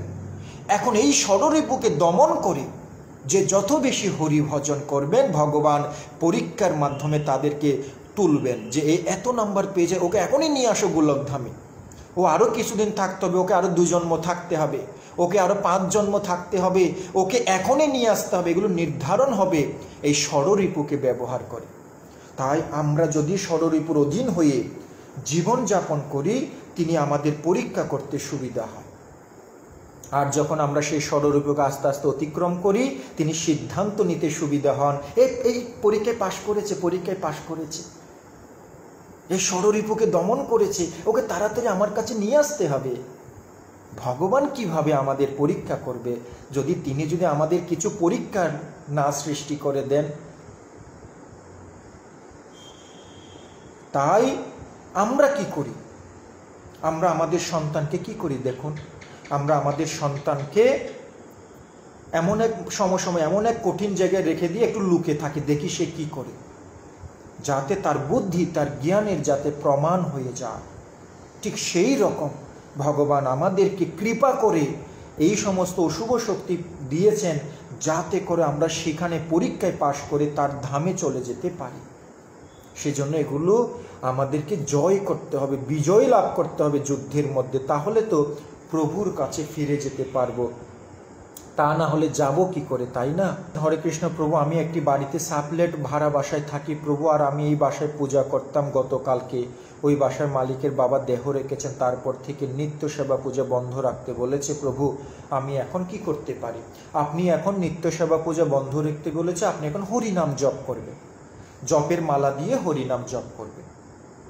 যখন আপনি শুদ্ধভাবে বেশি বেশি হরিনাম জপ করবেন, তখন তাদেরও সমস্যা হবে না, কারণ আপনি যে জপ করছেন সেটা ঘণ্টা বাজছে না, শঙ্খধ্বনি নেই, পূজা নেই, তাদেরও সমস্যা নেই।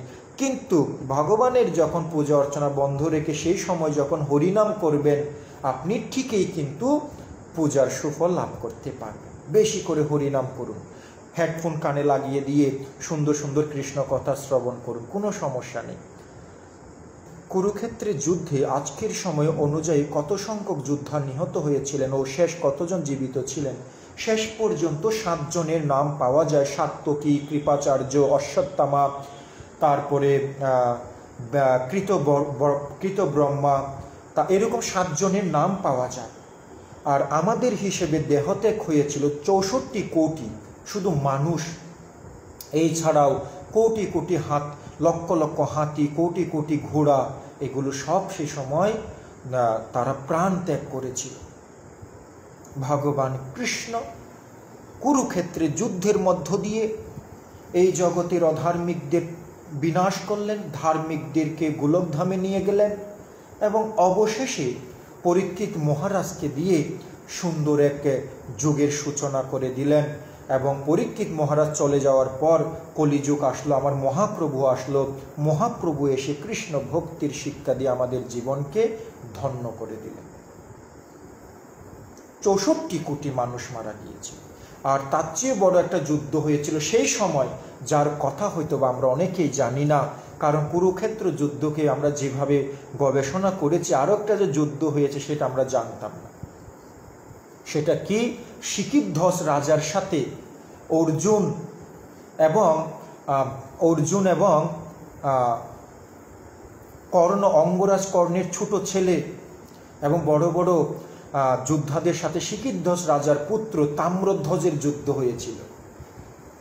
সেখানে তাম্রধ্বজ অর্জুনকে পরাস্ত করেছিলেন।